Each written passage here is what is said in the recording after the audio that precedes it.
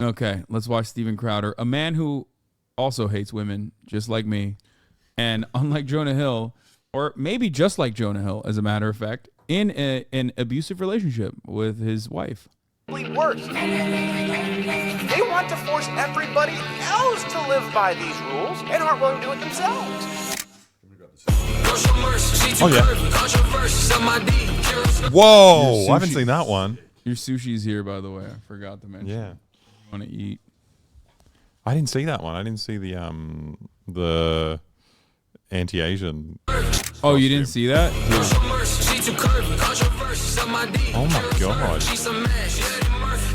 Dream of non-crack holes at a Motel 6.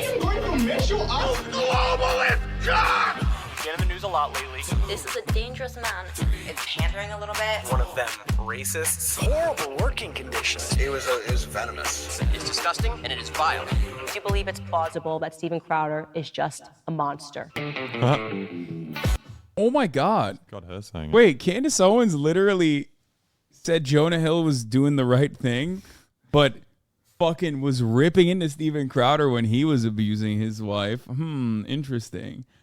Candace Owens, many nuances there. Maybe she's just like me because I think Steven Crowder is abusive. There's not enough information. Yeah. On Surprised that she didn't say Steven Crowder was objectively in the right. I wonder why. I wonder why she didn't say that. So you agree with Steven Crowder on? Candace on all points. Yep. No, Yeah. I don't agree with Candace Owens when she said Jonah Hill is in the right. What the fuck is happening? Oh my god. It's great editing. Jobber's a great editor as well, yeah.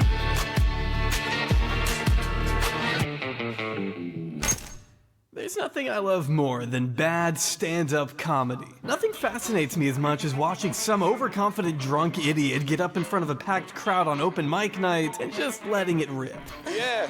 You want to make out? We want 55 cents. You think I'm an idiot, girl? Douchebag, you know what sits in the front of the crowd? It's almost incredible how bad you are at this. I don't think enough people appreciate the genuine level of intellect, timing, and planning that goes into crafting a well-thought-out joke. It's a talent, and it's not hard to see who has it and who doesn't. I'll bake some Mexican cookies, and you go over there, I'm like, what the fuck's a Mexican cookie? What are you talking about? It's like a chocolate chip with salsa all over it? What are you talking about? Not everyone is cut out for such an industry, but that doesn't keep them from trying. So I drove here. Notice a really disturbing trend in cars nowadays. I don't know if you folks have seen these dream catchers. Is this thing working? Okay, thank you, sir. If your stand-up career doesn't work out, that's okay. You can always pivot to selling overpriced cool. I can't mugs do and that. t-shirts that totally don't have slurs written on them. The Che Guevara Socialism is for Figs t-shirt. If you found yourself spewing incoherent drivel to make up for an evident lack of talent... Okay, to be fair, his Cenk Uygur skit was objectively funny. It was probably the only funny time. Found yourself spewing Have you incoherent... seen that? That's this? Oh, wow. Okay. Yeah. So this Steven Crowder, okay, fun fact. And I said this like back when I was at TYT. Fun fact, Steven Crowder literally built a career off of shitting on the Young Turks. He was another one of those like orbiter haters, like unhinged TYT haters that basically built a career for himself. There was an entire cottage industry around like back in the day, pre-Gamergate and like post-Gamergate. Back in the day, there was an entire fucking segment of like right-wing content creators that made a living for themselves by shitting on the Young Turks. Okay? That's all they did. I have my own version of this as well. Some of them still shit on me from back when I was at the Young Turks as well. That's why you can always figure out who they are when they come into the chat and go, Cenk's nephew. I bet you don't serve top of the hour ad breaks for 3 minutes. I bet Cenk's nephew. But they're wrong. I do serve a top of the hour ad break that's 3 minutes long. If you no longer want to see those ads, all you need to do is subscribe, which you can do for $5 or for free with a Twitch Prime, or by getting gifted a sub if you're lucky. Okay? Get fucking fucked. Yeah, Brown Fabio insult era. They used to call me Brown Fabio, which is weird because like... What does that mean? Oh, you had long hair? No, I didn't. They were just saying like I'm a model. Yeah, that's not an insult. Just saying you're hot. I know, dude. They were saying I was like an airhead sexy guy, which is weird because Fabio now is like a right-wing commentator. So I bet they fucking think he's really smart now. Did you hear he killed a bird with his head? Yeah, on a roller coaster. Yeah, I do remember that, dude. He's so hot. Anyway, he has a very strong and large head, just like myself. Shut up, Axel. Thank you for the 5. Get the subs, allowing 5 people to no longer see the ads at the top of the hour. Here's the 3-minute ad break now. Drivel to make up for an evident lack of talent, then your name might be Steven Crowder, a man who refers to underage girls as slutty, tweets about wanting to have sex with his mom, I guess, and threatens his pregnant wife when he thinks no one is watching. I love you, but Steven, your abuse is sick. Your abuse Watch it. is sick. Watch it. Steven I love was that. once a leading figure Watch of the online conservative movement, respected by his peers and adored by his audience until a series of allegations made by former friends, family, and colleagues tarnished his good name, even in the eyes of fans. His own comment sections have gone from endearing words of support doesn't work for to me complete either. disdain just over the past month alone. But if you've been following Steven as long as I have, then you know these instances are just as much horrifying as they are consistent with his public persona. A wannabe comedian who failed so hard at his craft that he sought out alternative means to fulfill his incessant really bad, need to be liked, being paid millions to sow chaos and contribute to what... Like, I love comedy, okay? I do. And, you know, I'm coming out as a fan of comedy, okay? So, let me tell you something. Sometimes, if, like, a right-wing dude has, like, a funny moment, okay, I'll hand it to them. I'll be like, you know, I fucking hate this guy, but this was pretty funny. Steven Crowder has never had one of those moments. No. I guess with the exception of the Jank skit that I was talking about. That was like the last time he was like kind of funny. Everything about him is so insecure. Like the gun props all over. Yeah. It's like he wears like a holster while he's No, sitting dude, there. that's what real men do, brother. You don't understand. What makes political spaces so poisonous in the first place. But before we get to all of that, we do have a sponsor, Bespoke Post. Bespoke Post. Unfortunately, back to this guy. I've actually known about Steven Crowder for a long time, considering when I was 14, I used to watch Steven's videos. Oh, no. I know. Okay, don't come for me yet. Let me explain. I was brought up in a Christian conservative household, and when I was given internet access, I wanted to watch somebody who said things I was used to hearing regarding guns, climate change, and Obama. Not that I actually understood any of those issues, but at 14, I didn't care about challenging my perspective on the world. I wanted somebody who would reinforce it, someone who would validate it. And Steven Crowder was that. Steven's shallow dichotomy of Republican good, Democrat bad, satisfied the confirmation bias I was at the time searching for. And that's ultimately one of the things Steven is best at, presenting a right-leaning perspective in a way that's easy for the youth to digest. In fact, he's long been accredited for putting a young face on conservatism, which is different from the old white guy club that people see too often. Slightly younger according white to guy. Chris Lash, a friend of Steven's and husband of NR. That's awesome. Yeah, wow. That's no, Dana Loesch and local psycho who wants Dana Loesch's husband looks like that. Kind of awesome, dude. I mean, Dana Loesch is a cutie. Good for him. Yeah. Compared gun owners to rape punched victims, Dana Lash. Another writer critical of Steven echoed a similar sentiment when he told the Daily Beast in 2013, Steven's being promoted because he provides a very good face for the right wing to reassure its older generation that 20-somethings don't really support gay marriage and aren't concerned about income inequality. In the beginning, Steven carved out a niche for himself where he could be easily seen as a more modern breed of conservative, while still very much holding the same views as an older generation of pundits that were being increasingly seen as out of touch. Steven could reach young people in a way that Glenn Beck and Rush Limbaugh no longer could. 866 Gold Line. My N-word. What? Really? Because Steven wasn't strictly a political guy. No, he actually denounced crazy. that label from the very beginning. That would reach a young audience. I did not know he did that. That's wild. Steven Crowder has always been a self-described cultural person, whatever that means, and would rather think of himself first and foremost as an actor and, of course, comedian. Sorry, but I'm making you watch a stand-up with me. If I had to see it, so do you, motherfucker. Oh, please.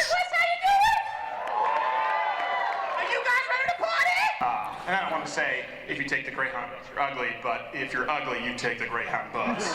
Joy Behar is so mind-numbingly stupid that you could be sitting across from her, talking with her, He's and so not even camp having the in same his comedy. conversation. I think that's what he's trying to... Is he making that that his his joke? This debt is getting out of control. I don't think that we should be passing it down to our children. I know! Like my ex-husband never used to wash his feet!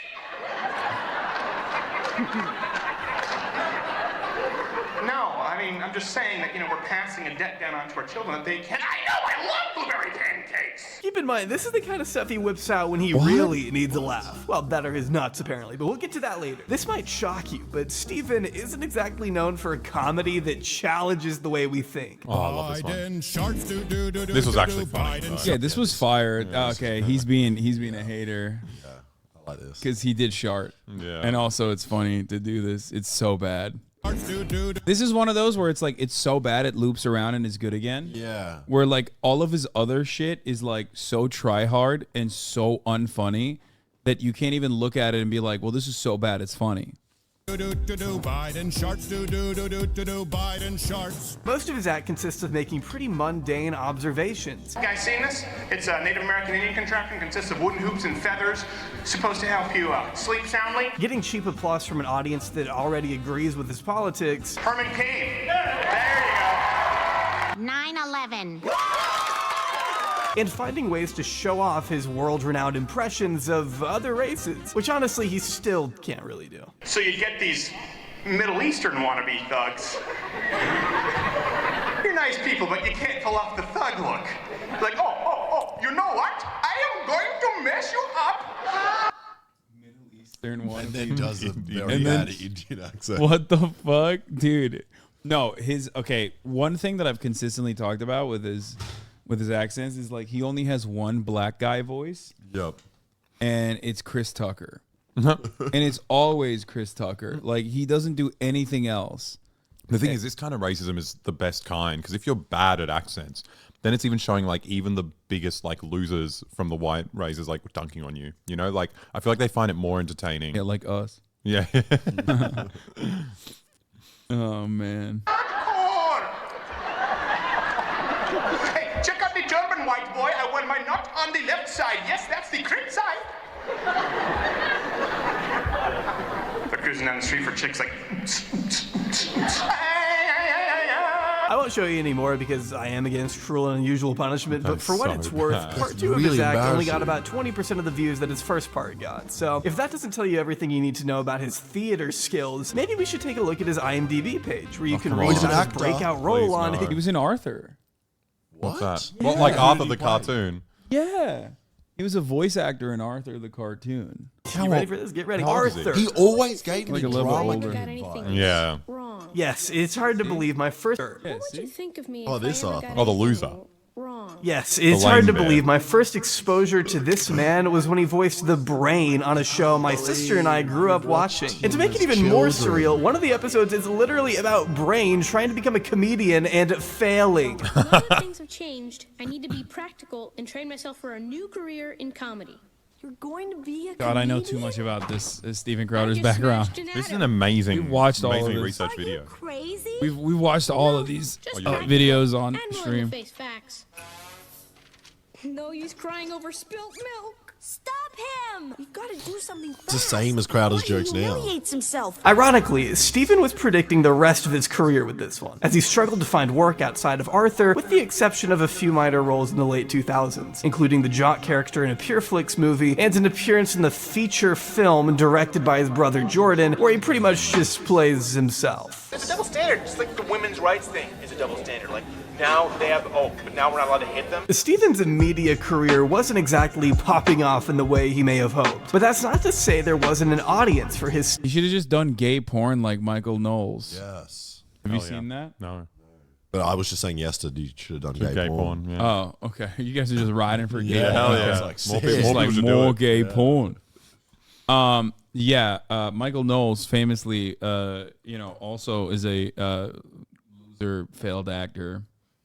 And he was like a gay guy in like a college movie, like a student movie that they made. It's really bad. Style of entertainment. See, despite growing up in Canada, Stephen was always interested in American politics, and it was only a matter of time before Stephen launched his own YouTube channel, weighing in on whatever political matters were relevant at the time. You really can't find anything funny about this administration when Joe freaking Biden is vice president? He's doing Smosh. What? What? It's like having Rain Man as vice president. Yeah.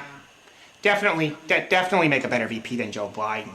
Hillary Clinton, Rain Man make better VP than Joe Biden. This stuff was so quality. Stephen eventually caught the attention of Big Hollywood. No, not funny. Hollywood. Big Hollywood was an affiliate of Breitbart News, the fringe right-wing news website accredited for giving your grandparents a computer virus. Turns out Breitbart and PJTV. I used to work with a guy, PJ, that literally went to Guantanamo Bay with Steven Crowder. They went to Guantanamo Bay to talk about how sick it is, like how cool and wonderful the conditions are there, I think. I'd never even heard of that one. We're pretty big fans of what Stephen was doing over on YouTube in 2008. And don't worry, I took the liberty of diving into the dark vat of Stephen's old content, so you don't have to. Rise! Pelosi on Elm Street. The nightmare continues. Now, whether Stephen wants to admit it or not, conservative comedy isn't the most competitive industry, given how most mainstream comics, entertainers, and even musicians are typically left-leaning, meaning Stephen never had to try as hard to get noticed, given the path that he chose for himself was always so narrow. Before long, he was being recruited to do stand-up at various Republican conferences, making his long-awaited rap debut at CPAC 2012 with the single Mr. America. I think I'll just let you be the judge of this one. America, don't you run away. Don't run, keep Britain on top. Both parties have gone, we like the name of alcohol. Yeah, but right now. Oh my God, she's shaking her booty, dude. Yo, this is all a quest to get Barbussy. The best Barbara pussy you've ever seen, dude. She was throwing it back like Hank is not watching. God, that's probably his mom. Damn, dude. That's his mom. I mean, are you trying to say that his mom is really hot? Then I guess we're in agreement. Yeah, but right now you're hot. Hey, ain't you big hitter? But now I'm back from the dead. I'm bringing back all my knickers. What, knickers? No, it's okay. I can say knickers because I wear knickers. Great job, Stephen. Your tireless effort to engage the youth in America is encouraging. I want to hear this on the radio, better than anything else on the radio right now. I guess it's time to give rap music a second look. I can't do this shit, man. In 2009, Steven Crowder landed a job as the youngest media correspondent at Fox News. At that point, he had climbed the ladder from YouTube to obscure propaganda sites, and finally to the biggest cable news network in the country, cutting his teeth on extremely pretentious op-eds that have aged absolutely tragically in light of recent revelations. In one bizarre... I'm a guy and I'll never badmouth my wife. That's great. He was a wife guy, dude. Which is so funny because we know how he is. Bizarrely judgmental article titled "Waiting Till the Wedding Night, Getting Married the Right Way." Stephen writes, as anyone who's read my abstinence column here at Fox News Opinion could guess, sorry, just what an incredible sequence of words that is. My wife and I not only waited sexually in every way, we courted each other in a way that was consistent with our publicly professed values. We did it the right way. Now, of course, Stephen is referring to a personal choice that he and his wife made together. Saving sex for marriage is a completely fine and acceptable thing to do, just as it's also fine and acceptable to have sex before marriage. My hot take is that there isn't a right or wrong way to do it, just as long as you and your partner are on the same page. Everyone is different and that's fine. But Stephen disagrees, going on to write that he doesn't care if you feel judged, since he and his wife were apparently mocked all the time. People laughed, scoffed, and poked fun at the young... Yeah, he clearly, he strikes me as a guy who definitely doesn't care. That's why he wrote a Fox News article about how little he cares about this. Celibate, naive Christian couple. We'd certainly never make it to the wedding without stupping. Looking back, I think the women saying those things have felt like the floozies they ultimately were, and the men, with their fickle manhood tied to their pathetic sexual conquest, felt threatened. Side note, but Stephen might possibly be the worst writer I've ever seen. It's like guys who have sex are threatened by virgins. Sorry, babe. I'll be there in a sec. Finishing up my Fox News abstinence column before we can get to stupping. I don't want to focus too much on this one article, though, since we still have so much else to cover. But for Stephen to assume the role of an authoritative figure on the concept of marriage, morally grandstanding on anyone who may have had a different experience than him, only for it to be revealed that he's been abusing his wife behind the scenes for years, tells you everything you need to know about Stephen Crowder. This article is his wife. Not just because it's littered with... That's the thing that got me, like his public stuff that he says about women and feminism. I was like, I assume this guy's an abuser. And like literally a week before the news dropped, I looked up his wedding photos and they look so happy. I was like, oh, you know, maybe he's nice to one woman. Maybe I'm wrong. And then a week later, I was like, no, I'm an idiot. Everyone looks happy at their wedding. Yeah. No, it just made so much sense and I wasn't surprised. I was like, oh, it took this long for it to come out. For it to be revealed. But I think they're all doing it. The only reason it came out now is because he was like in a little war with other right wingers. Oh, is that why? Yeah. He wanted like more money. I don't know, so stupid. Incomprehensible slang from what I can only assume is the 1920s, but because it perfectly encapsulates everything Stephen represents, a reality in which he conceals his ugly intentions behind a wall of judgment, hate, and hypocrisy in an attempt to spread an ideology. And he's been doing it People forever. were commenting on the fact that we paused the video to talk. Yeah, we paused it a lot more than Hasan does. I love this. When the union guys... In December 2012, the conservative advocacy group Americans for Prosperity, funded by two billionaire brothers, by the way, crashed a protest in Michigan regarding the state's recently passed anti-union right-to-work law. With the help of Stephen Crowder, the group of right-wingers erected a giant tent in an effort to aggravate union members who were there protesting, causing a dispute that resulted in Stephen getting punched in the face by a union worker. While the full unedited footage showed the man being first and then after this, he only before interviewed getting back up and cameras. decking Stephen in the jaw. This crucial bit had been mysteriously left out of the version Stephen posted to his channel for some reason, making it seem like the man had attacked him unprovoked. This was not only the narrative Stephen tried to spin on Fox, but the edited clip. By the way, this was like most of conservative commentary back in the day before they like learned. I mean, they would do like a lot of the anti-gay stuff still, obviously, but like they were openly anti-union. Not as much anymore. If you notice, they're like, oh yeah, we love the working class now. It's like, no, you don't. You've always been fucking anti-union. Now they've decided to find like different methods of being anti-union, though. This is so funny. Alex mentioned it before. It's like he gets punched in the face and he decides, like, you know what? I'm going to go to uni campuses. I'm going to do my activism with smaller people. Yeah, no, I'm going to do it with people who are not going to punch me in the fucking mouth. So ended up being the one sent in to the Ingham County Prosecutor's Office in an attempt to press charges against the union worker. Dunning's questioned why Crowder didn't initially provide the original footage to Dunning's office. I'm not holding that against them, but why would they provide the edited video? The longer video clearly shows the guy got pushed down and came up swinging. I think that's the polite way of the prosecutor saying they tried to provide us with false evidence. Though after reviewing the unedited version, prosecutors ultimately ruled the man in fact acted in self-defense and dropped the case. So at the end of the day, this was all just Stephen Crowder whining on national TV about an event that he and his own group instigated. So on that guy's back, I saw that guy's back go down, and then he came up off his feet. Yeah, there he is. What is that, Steve? He did go down.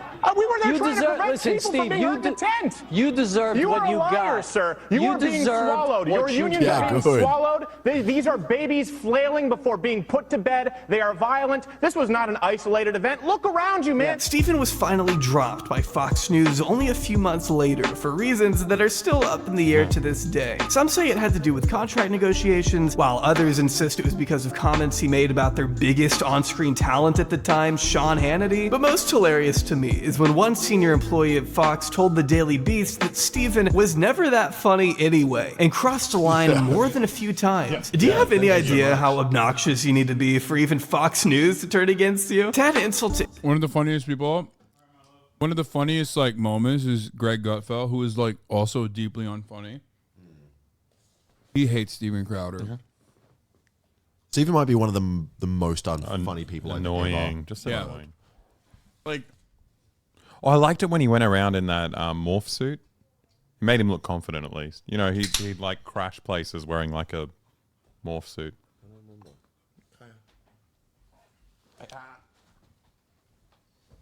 Hi, Kaya. Hello. Hello, Kaya. Kaya.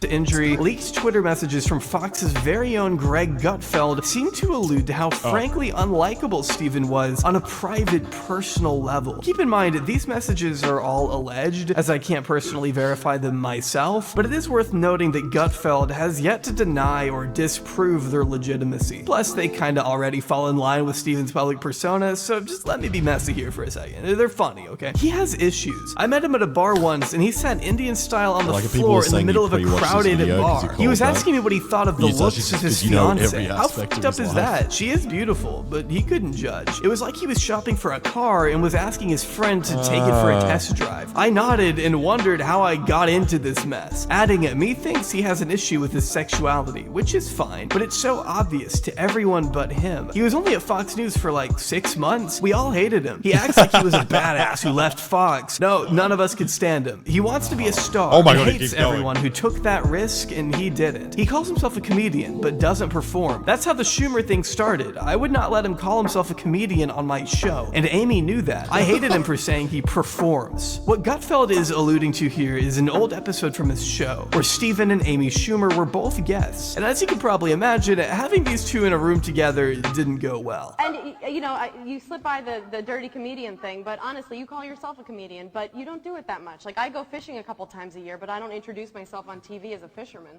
From that moment, Steven would make it a priority to slam Amy Schumer from the comfort of his own studio any chance he got, in a crusade that you cannot tell me wasn't a tiny bit personal. By the way, Amy Schumer, you're a fat, slutty role model. Taking pride in being a fat bag of potatoes. She's the guy she accuses all the guys of being, only she's way gross. I hate fat on fat violence. Grosser and fatter. So gross. I'm fat. Snacks. Triggering the libs, though, would become the focal point of his new show on YouTube, The Louder with Crowder, launched soon after his falling out with Fox. And this is where you really get some of the most potent feminist-owned videos that plagued all of YouTube in 2016. Hey, feminists. With his first viral video being hashtag SJW Feminist Festival crashed by Crowder in underwear. Prove once and for all that not all feminists are fat, unattractive, boy-cutted, androgynous amoebas. Oh my God. She's a lesbian! A lesbian! Epic editing there, Steven. Why he needed to go the extra mile and strip down to his underwear is beyond my reasoning, at least. I think him being removed has less to do with them being offended or whatever, and more to do with Steven intentionally irritating and causing a scene on purpose just to get a reaction for the internet. Excuse me, ma'am. Talk about body shaming? Let's talk about male body shaming. Should I be ashamed?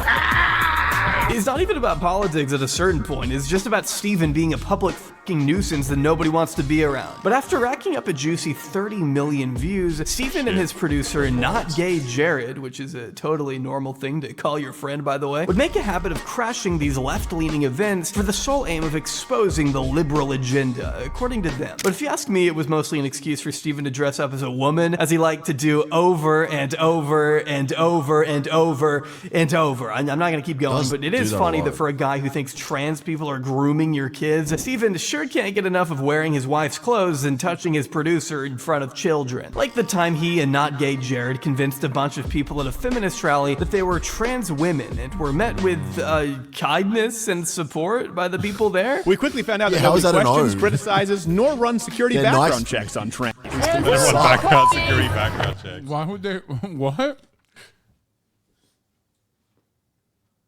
Random protesters at a fucking grassroots event are not going to run security clearance background checks on other random protesters because people do not immediately assume that every other human being is a horrific monster. Like what? Yeah, I always run background checks. When someone says they're trans, I'm like, whoa, wait a minute. Yeah, give me the documents. Where's your birth certificate? Come on. This grabs back. Nice going, Steven. You really own those feminists by lying to How is them that and an own? taking In any advantage way? of their hospitality for cheap clicks. You definitely look like the reasonable person in this picture. Okay, to be fair, that was probably the happiest day of his life. What? Finally being accepted. Yeah, running around and claiming he was a trans woman, and then everyone being like, "Oh, you go, sis! Like you're killing it." Yeah. It's hard to tell. These videos on Louder with Crowder really didn't contain much substance outside of Steven working backwards from an already established conclusion to prove some kind of flawed hypothesis. Sometimes not even he understands what it is he's truly arguing for. Take for example his position on trans athletes. Steven personally wants to see trans people competing in sports with the gender they were assigned to at birth. It's something he's long propagated across his platforms. But here he is complaining about just that. This is Mark Beggs, a senior from Euless Trinity High School near Dallas, is in the process of transitioning from female to male and taking low dose of testosterone. Just entered a high school wrestling tournament with an undefeated record and, surprise, won. That picture says 1,000 words right there. Hey, Steven, that is a trans man competing with cis women. He's being forced to compete with women because that's what people like you are arguing for. This is what you want. And this trans wrestler in particular, Mac Beggs, has openly expressed wanting to compete with cis men because it just makes more sense. I think he also did, and he ripped cis men too.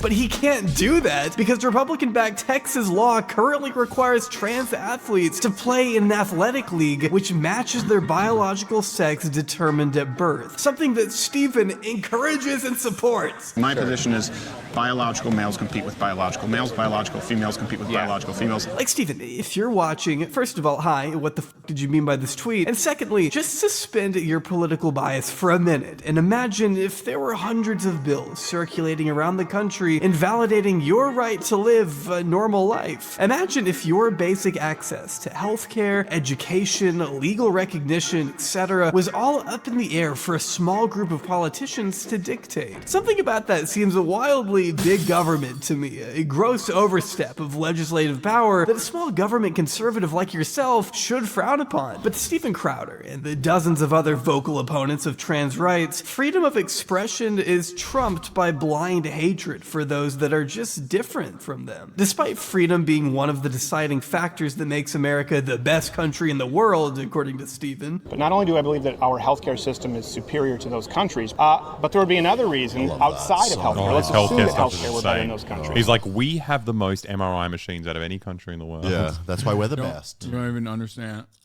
This man is also not very smart, as you know. Yep. So he can't even come up with his own talking points. So he's done videos where he basically, piece by piece, verbatim, copies the American Enterprise Institute and their talking points. And some of them are so incredibly unhinged. Also, he's Canadian, but that's besides the point. Listen.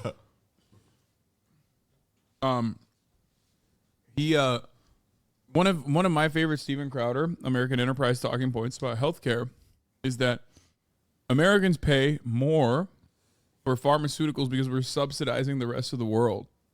Ah, it's like a charity.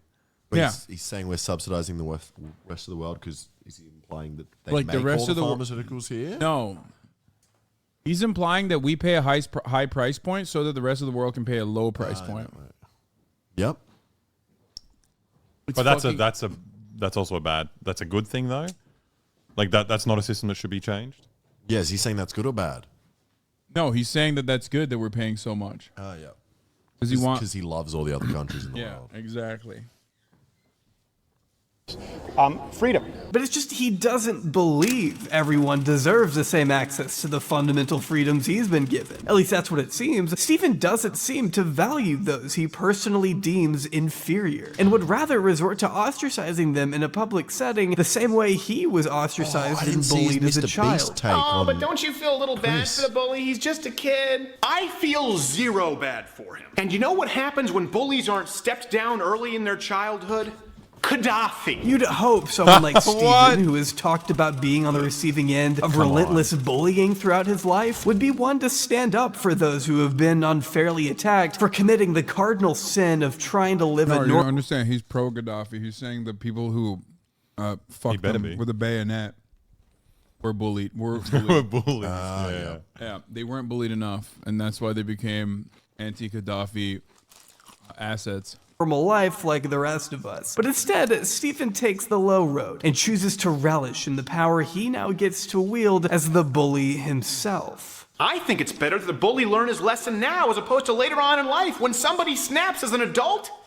It gets uglier. Stephen Crowder, a man who ironically brags about his strong Christian values, likes to spend his time berating people who strangely aren't white by threatening to call ICE on Mexican workers. I need papers. Do you have papers? He's gonna call ICE, you motherfuckers. Stephen enjoys showing off his impression of Martin Luther King Jr. That's one of the most fucked up things I've ever seen. That's so funny. I love Wait, that. what, he like kidnaps people? And then he's like, No, I'm he going to deport probably you. asked people if they wanted a lift or something, and then was like, "Show me your papers." I got you. No. He probably goes to like no, there are places where like undocumented workers will stand in a line who hopes that someone will come, like a contractor will come and pick them up.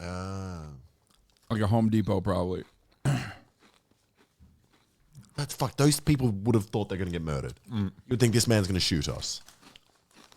Copied that from The Amazing Racist. He's not even original. That was a 2007 thing. Yeah, even his racism is like fucking plagiarized. Things you don't know about MLK. Bet you didn't expect to hear MLK and crack whores. I have a dream of non-crack whores at a Motel 6. And when he's not making a mockery of black farmers, I don't know where you find this many farmers of color. I'm gonna buy a plow, man.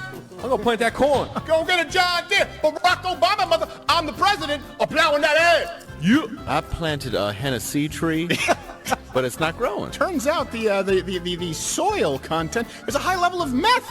Crazy. Wow, I didn't know. he's disingenuously recreating George Floyd's murder in an attempt to exonerate the psychopath convicted of killing him. Was it unpleasant? Yes. Is there any way that would kill someone who was in moderate health?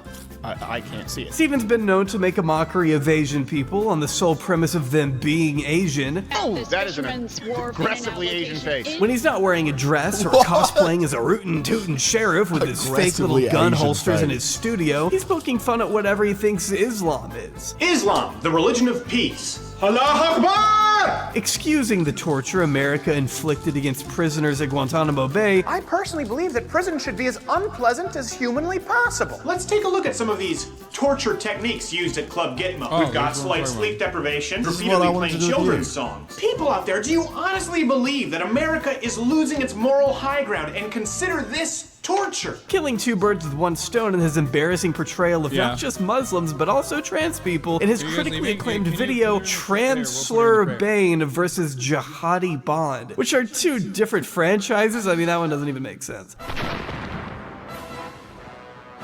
Bye-bye.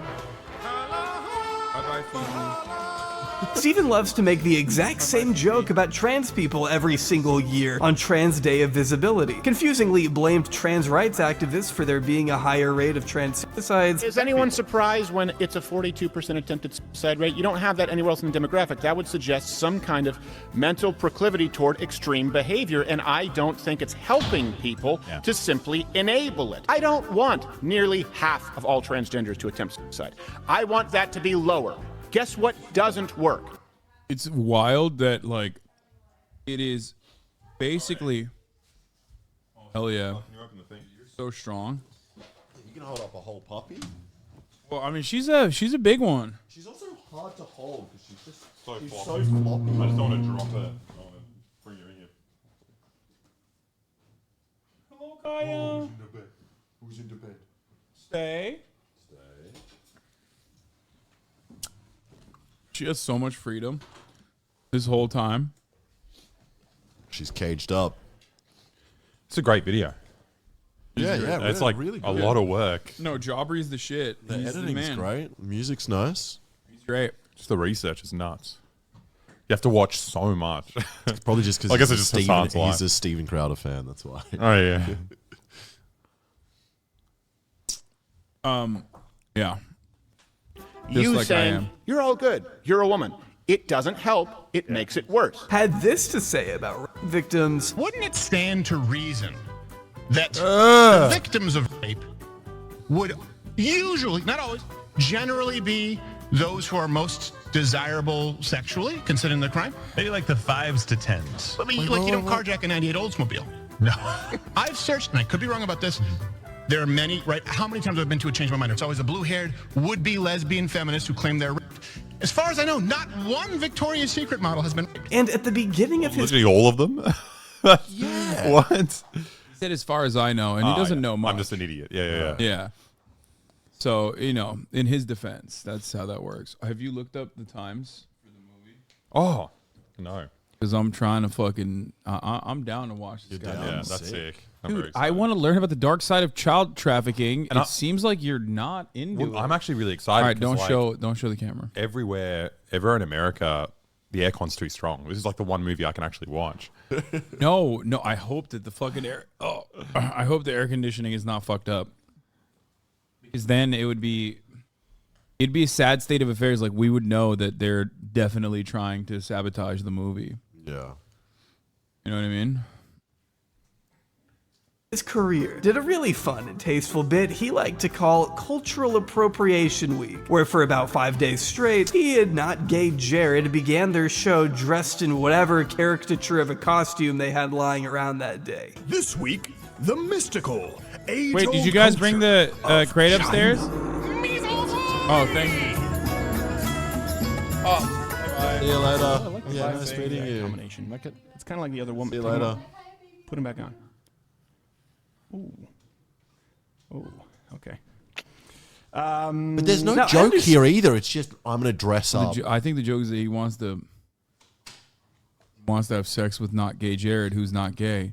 He's trying very hard. And Stevens fans may be quick to write these things off as nothing more than edgy jokes, and that his critics are just being snowflakes for getting mad at such top-tier comedy. But it's hard to make the argument that these are just mere jokes when they still accurately reflect the real beliefs Steven appears to hold. For example, Steven has stated that he's a traditionalist who doesn't believe in the concept of gay marriage. Myself personally, I am pro.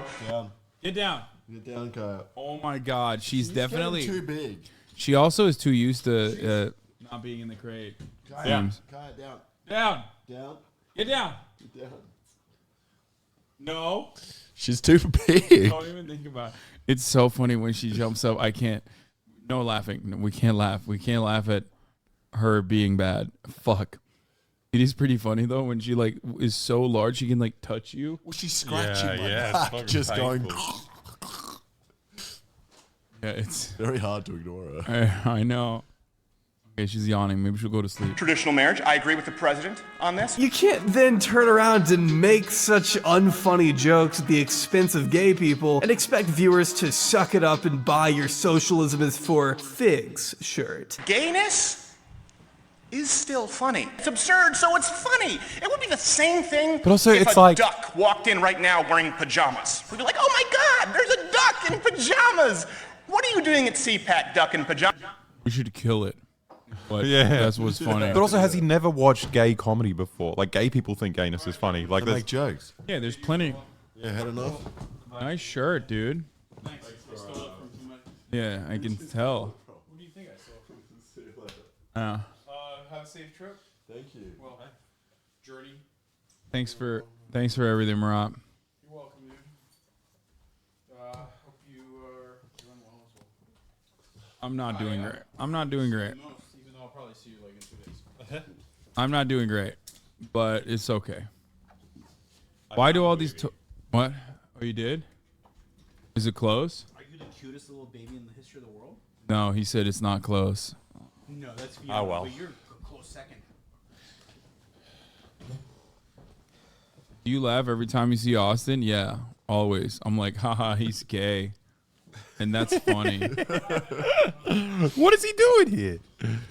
Yeah, just like if a duck in pajamas walked in. It's the same thing. To my studio. The last time I saw him, he was wearing pajamas. Oh. In your bed. Oh. Nice. It's on the hook. 100%. Pajamas? I would have Imagine that. It's the same thing when there's a dude like, hello, you look delicious. There's just no way to No genuinely one has write ever this said stuff that to off as innocent No one said jokes that. when it's rooted in something that you genuinely.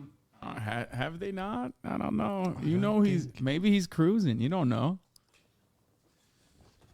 If anything, people might have definitely said that to him. It's too believable, I think.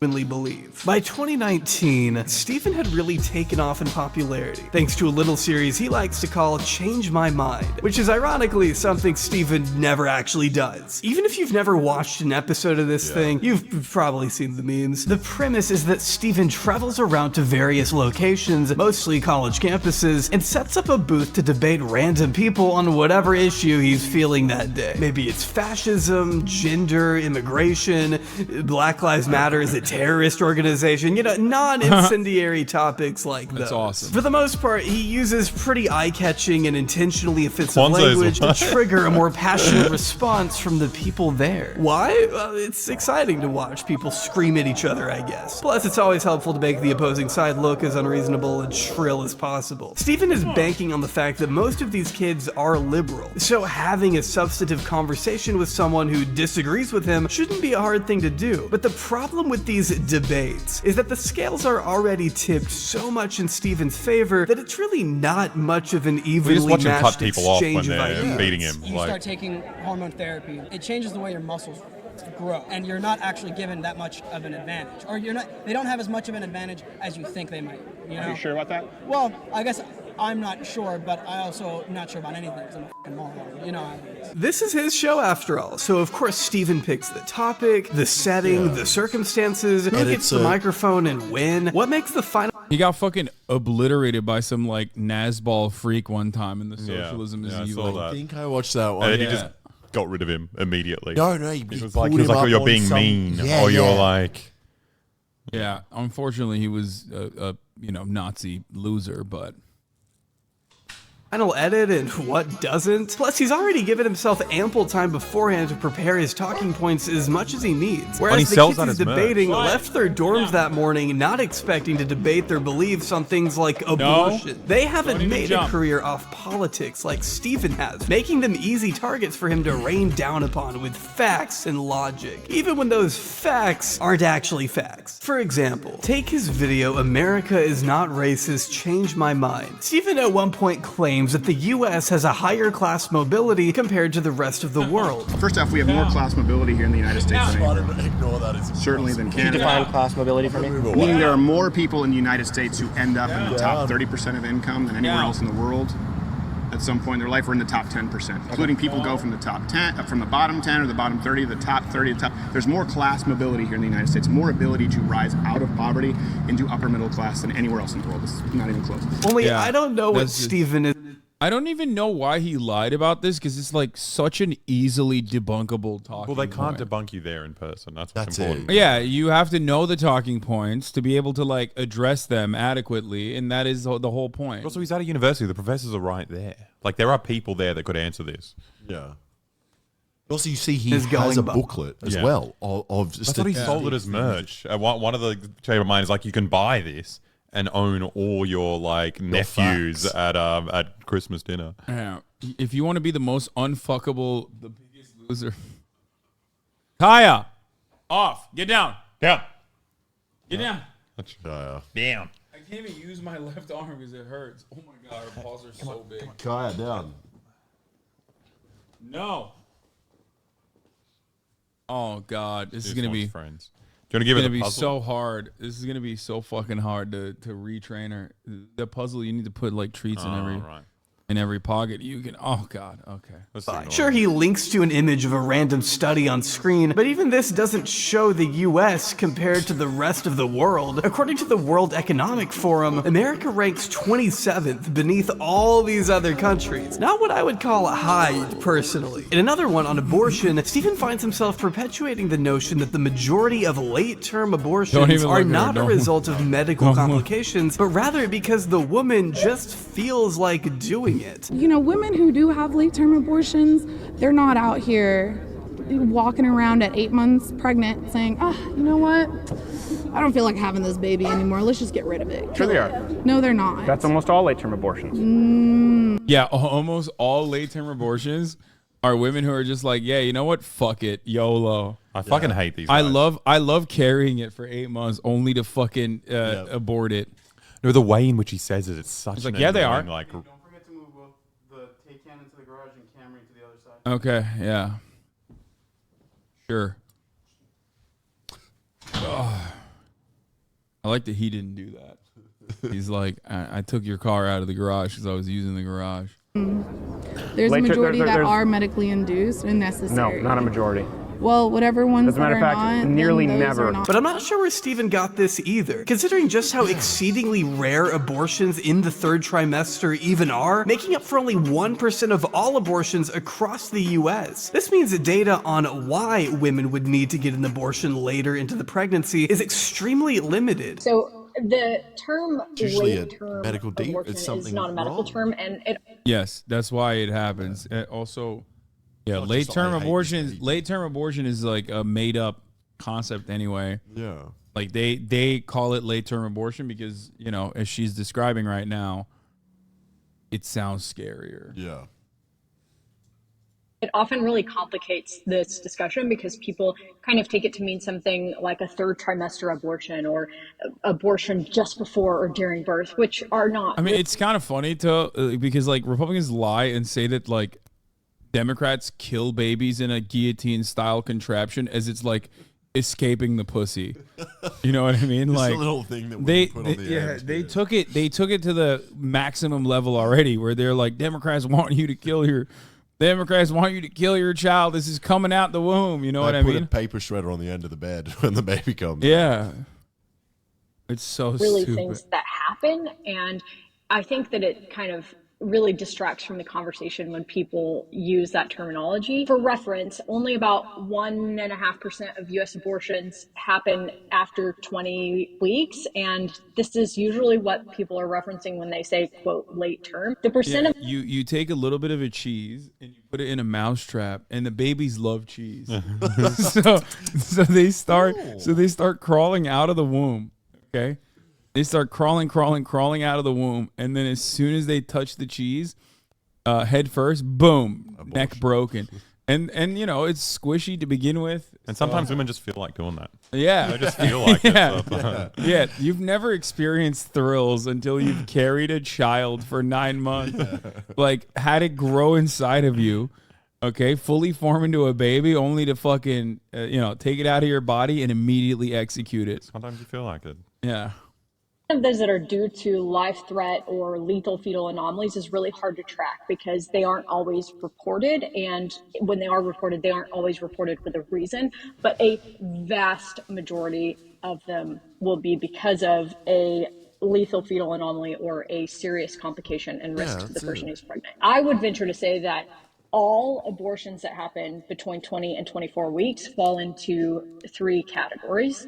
Most will fall into those 2 groups of a life risk or lethal fetal anomaly, and the remainder are people who wanted to have an abortion earlier but didn't have access. So the irony here is that people who talk about this, Crowder absolutely included, are almost always against easier access in the first trimester, which directly increases how many people seek termination later on in pregnancy. I have had more patients than I can count who have experienced not only the trauma of having to end a pregnancy that they wanted, but then having to go on and be repeatedly traumatized mentally by family and friends, having these conversations in such black and white, non-compassionate manners. We cannot forget the fact that this number is probably going to go up because we have taken away access that was previously difficult and now is impossible for probably 50% of people in the US. So the only outcome of that is going to be that more abortions happen later in pregnancy because people have to spend time and money figuring.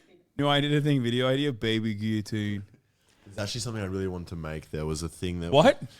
A baby guillotine? Well, it's not quite a baby guillotine, but there was an idea that was patented, which was a centrifugal baby thing to help women give birth by spinning them around. Spinning the baby out. No, spinning the whole the woman so fast. Like a laundry machine? Yeah, but the baby flies out of them. That's awesome. How cool is that? We got one of those at the theme park in Sydney. Yeah, the rotor. So that's what What? I wanted to make, but that's not. A machine using centrifuge to push a baby out. Yeah, how cool is that?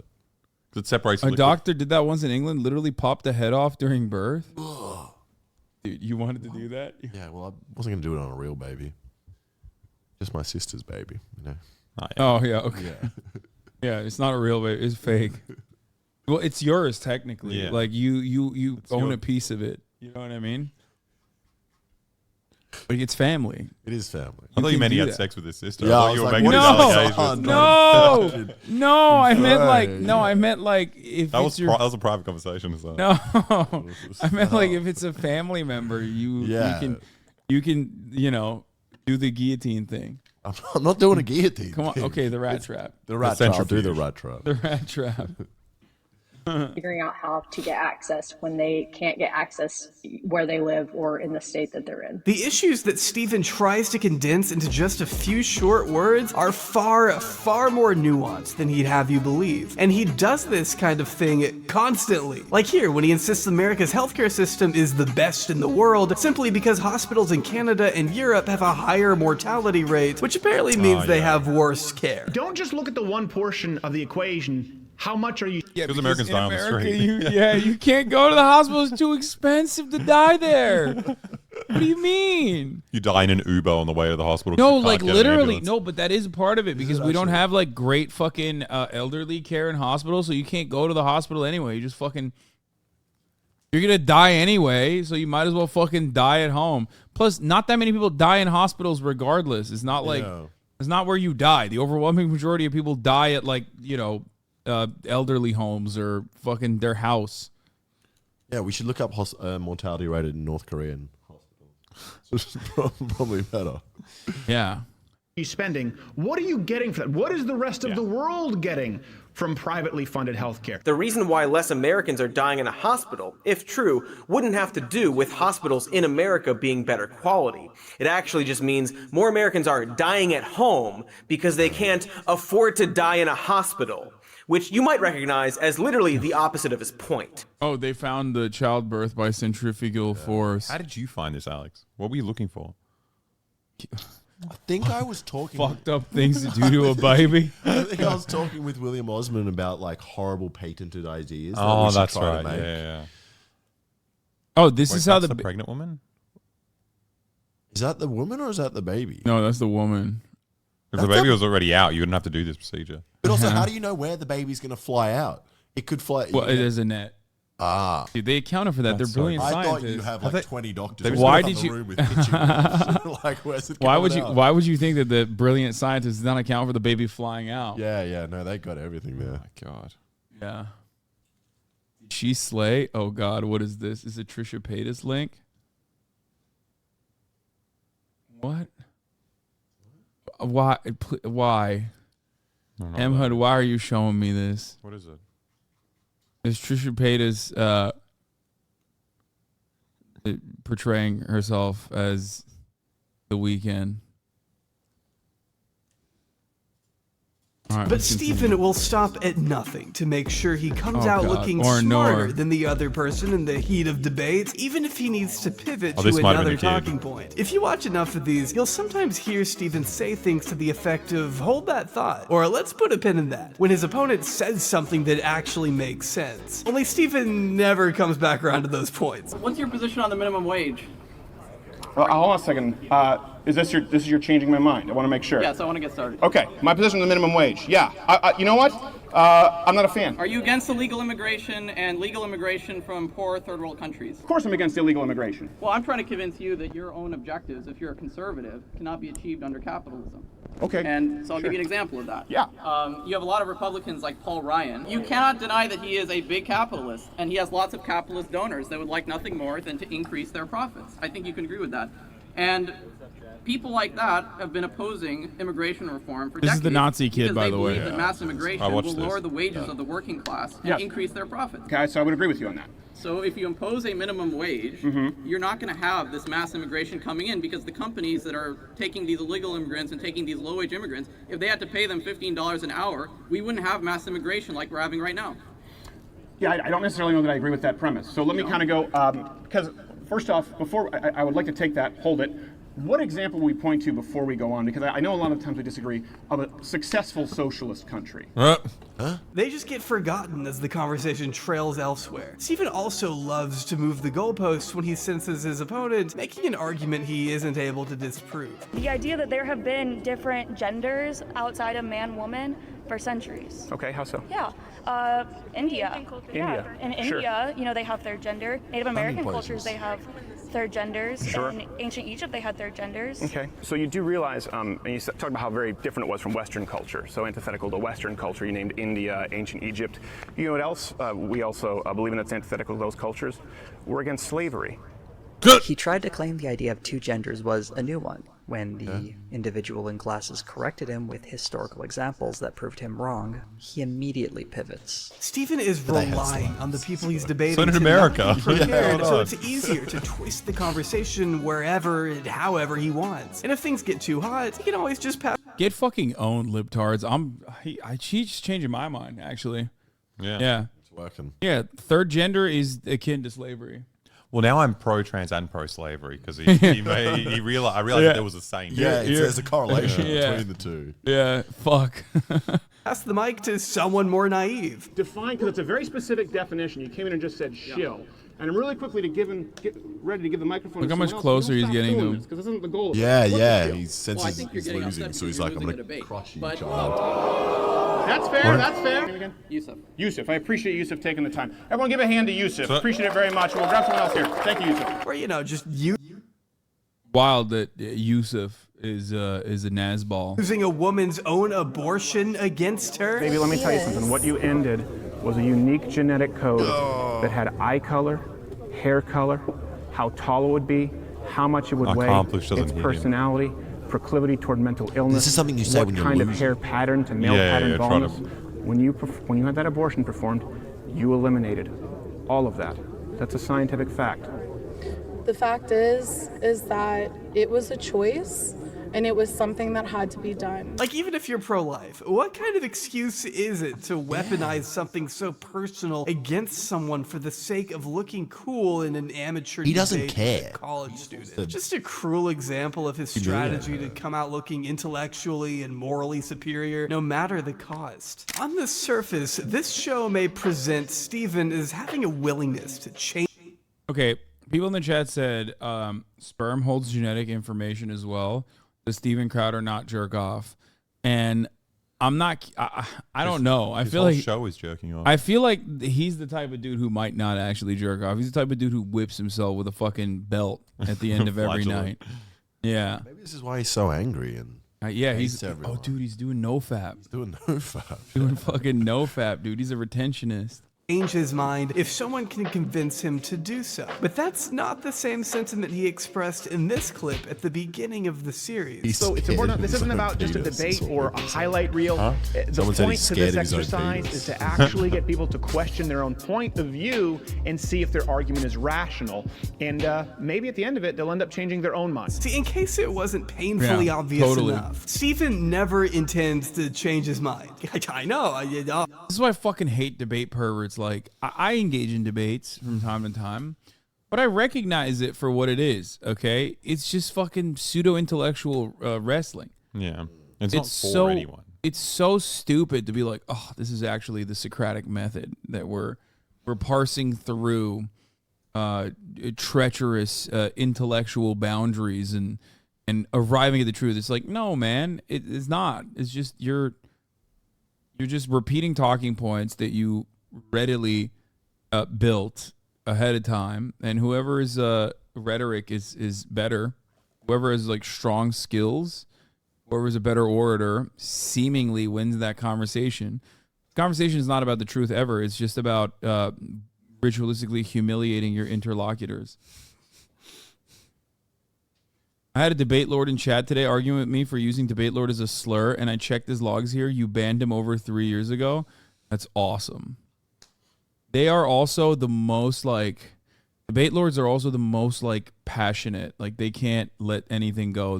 They'll hold on to grudges for years and years and years, dude. They think that they're a fucking anime villain. But it's such a like self-destructive superpower though, because like everyone who's any good at debating is like the worst person to be around.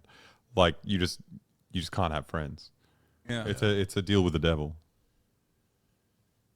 After so many episodes of this show, the only thing that Steven's ever reconsidered is his opinion on Teslas. Now he likes them, I guess, because they personally benefit him and his wife. I have changed my mind on a subject. Really? Teslas, let's go. Great. The Change My Mind series, though, has never been anything more than cheap. Yeah, it's the one car that he and his wife have. He probably likes it because he can like track it in real time. Unlike the Ford Focus that they had beforehand, who didn't have like internal navigation that he could track. Entertainment masquerading as some open and intellectual exchange of ideas in which Steven's beliefs somehow always end up looking the best. Steven knows his audience doesn't want to see evenly matched debates. That's boring. They want someone dunking on woke college freshmen on their way to their next gender studies class or whatever. They want their preconceived view of the world validated, and Steven is more than happy to provide them a safe space. I mean, if he were really looking to have a productive and nuanced conversation, wouldn't he debate real experts as opposed to naive undergrad students? There's a reason he's continuously backed out of debates with people you'd think are on Steven's same level of political prowess. Take it, Peter. Well, I mean, they're not, because Sam Cedar would fucking eviscerate him. In the short conversation that he had with Sam Cedar, oh my god, what a fucking nightmare. Sam Cedar owned him so much that he ended up divorcing his wife. Think about that. Like hitting a top of the hour ad break so hard that you end up dramatically changing your life, like as the TikTok Zoomers are calling a canon event. That's the new thing now. Everyone's talking about canon events. Canon events. I didn't know that. Yeah, I've seen it. Did you learn that in France? No, I learned it on Twitter. I'm on Twitter all the time. At the top of the hour, there's another canon event. A 3-minute ad break. If you no longer want to see those ads, all you need to do is subscribe. You can do that for $5 or for free with a Twitch Prime. It's from Spider-Man, little bro. See now that doesn't work. You can't say little bro and be like, it's from Spider-Man. Okay? It's like you're supposed to say it's from Spider-Man, old man. Yeah. My It's elder. From Peppa Pig, little guy. Yeah. Like baby. you can't it's not the own you think it is, okay? Like my man, you're the little bro here. Okay? Anyway, here's the 3-minute ad break now. Jesus Christ. Hadfield, for example, a YouTuber who frequently debunks pseudoscience and climate change denialism on his channel. After baselessly trying to refute Hadfield in 2017, Steven Crowder challenged him to a debate, to which Hadfield accepted, but was surprised to see Steven fail to show up to their previously scheduled live stream. Well, I'm sure there's a good reason for that. Maybe that was during one of Steven's many hospital visits. I mean, who's to say? He'd only do this again with Cody Johnston, a left-leaning YouTuber who challenged Steven's position on gun control in 2017. I pointed to an actual investigation done by the state of New York with actual hidden camera footage of someone actually trying to buy and successfully buying a gun at a gun show. That's all I pointed out. And his response to this was to tweet in all caps, "Challenge accepted," and then say we would debate. Not would you debate me, but treating my little segment as a direct challenge and request to debate him. I would show this tweet of his, but he deleted all of the tweets associated with it. Here's my response, if that helps. I still am not sure what he wanted to debate. But perhaps the most famous instance of Steven debate dodging is with Sam Cedar, another political commentator and voice of Hugo on Bob's Burgers, who Steven has tried to avoid at all costs, starting when he inexplicably dropped out of a debate with Sam at the 2018 Politicon, then hilariously tried to lie about it, which may not have been the best move, considering there's an entire phone call out there with an event organizer confirming Steven got, quote, cold feet and had to bail at last minute. You've never gone to is the phone call. I did want to talk to you about the debate. Okay. So it seems that Steven Crowder has maybe gotten some cold feet. Okay. And feeling a little intimidated, so I don't think he's coming. He's not even going to come? Right. Why is that? You know, it's a great question. I would love to ask it to him myself. He's not even answering anymore. I don't know what his team is doing around him, and that's, just for me to speculate at this point. I don't know. He has a team? He has a whole team and he won't do it? He can bring the team. I believe it's his father, but I can't confirm or deny that. Okay. Dad won't let me fight. I'm not quite sure. That was just- So now that we're all up to speed, let's fast forward to summer 2021, where Stephen gets into an argument with Ethan Klein, challenging him to a debate. Ethan accepted, but days before it was all supposed to go down, Ethan tapped Sam Cedar and asked if he would want to pop into their call the following Monday. Sam agreed, but in order to be there on time, Sam ended his Okay, all jokes aside, this was a canon event. Like, it literally did brick Steven Crowder. Yeah, like his life fell apart after this. His wife divorced him. He like threw, and it's like the domino effect, right? He probably his thought wife everyone was Sam Cedar after this. He probably yeah, thought his wife was Sam Cedar. yeah. His wife divorced him, and then he like went into this weird mental space where he like openly yelled about a $50 million deal where everyone online was like, what the fuck are you doing? You don't understand. That's not a lot of money. Like 50 million? You're saying no to 50 million? What the fuck is wrong with you?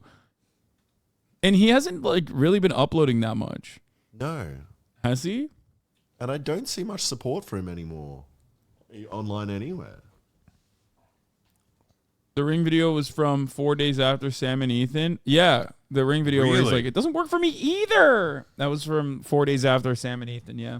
show that day 30 minutes earlier than usual. Everything was going according to plan until minutes before the H3 podcast went live. Ethan receives an email from Steven's booker, his dad. It's his dad, let's be honest. That Steven's pregnant wife had to be rushed to the hospital and that they'd need to reschedule for the week after. Because the timing was so peculiar, Ethan immediately suspected Steven's team must be keeping an eye on Sam's show and canceled out of fear that he may ambush Steven during the H3 Part is podcast, awesome. to which Sam was quick to dismiss at 'cause first, Sam's show only was for on at the Steven same to time. later admit to monitoring Sam's show after the fact. That's how terrified Steven was of facing this man in anything even resembling a debate. It doesn't You're end so there. clever. It's I even had no better. idea that you were taking your show off early last time, coming in today with your pig pen peanuts eyes. I'm very genuinely unsure him? what it is about Yeah. Sam Cedar that strikes so Dude, much it's fear like into the Steven Crowder. Bro, it's like the Jonah Hill thing where like they think it's badass to like openly admit that you're scared of this like man. This like man with children who voices a cartoon. You know what I mean? Like it's just like the Jonah Hill thing where it's like, dude, it's fucking badass to tell your girlfriend that she can't take photos. Like and post them or be a surf instructor. Like you don't understand it. You don't understand what alpha dog being an alpha dog is like. It's what men do. Yeah, it's how you become the biggest alpha dog. But by the time the H3 debate finally rolled around, Steven's worst nightmare finally came to fruition. And I do mean nightmare. Oh, there he is. Oh no, Sam Cedar. What a fucking nightmare. Oh, I had no. no idea this was going to happen. I thought Ethan was a stand-up guy. This is where we are. Yeah, I told Dave, remember I told you? I said I guarantee you he's gonna do anything he can to avoid the debate. The day Steven was meant to go live with Ethan, Sam had pre-taped. You want to know what's funny? Ethan now would cook Steven Crowder in a debate. Ethan was, at that time, he was not very confident in his own skills.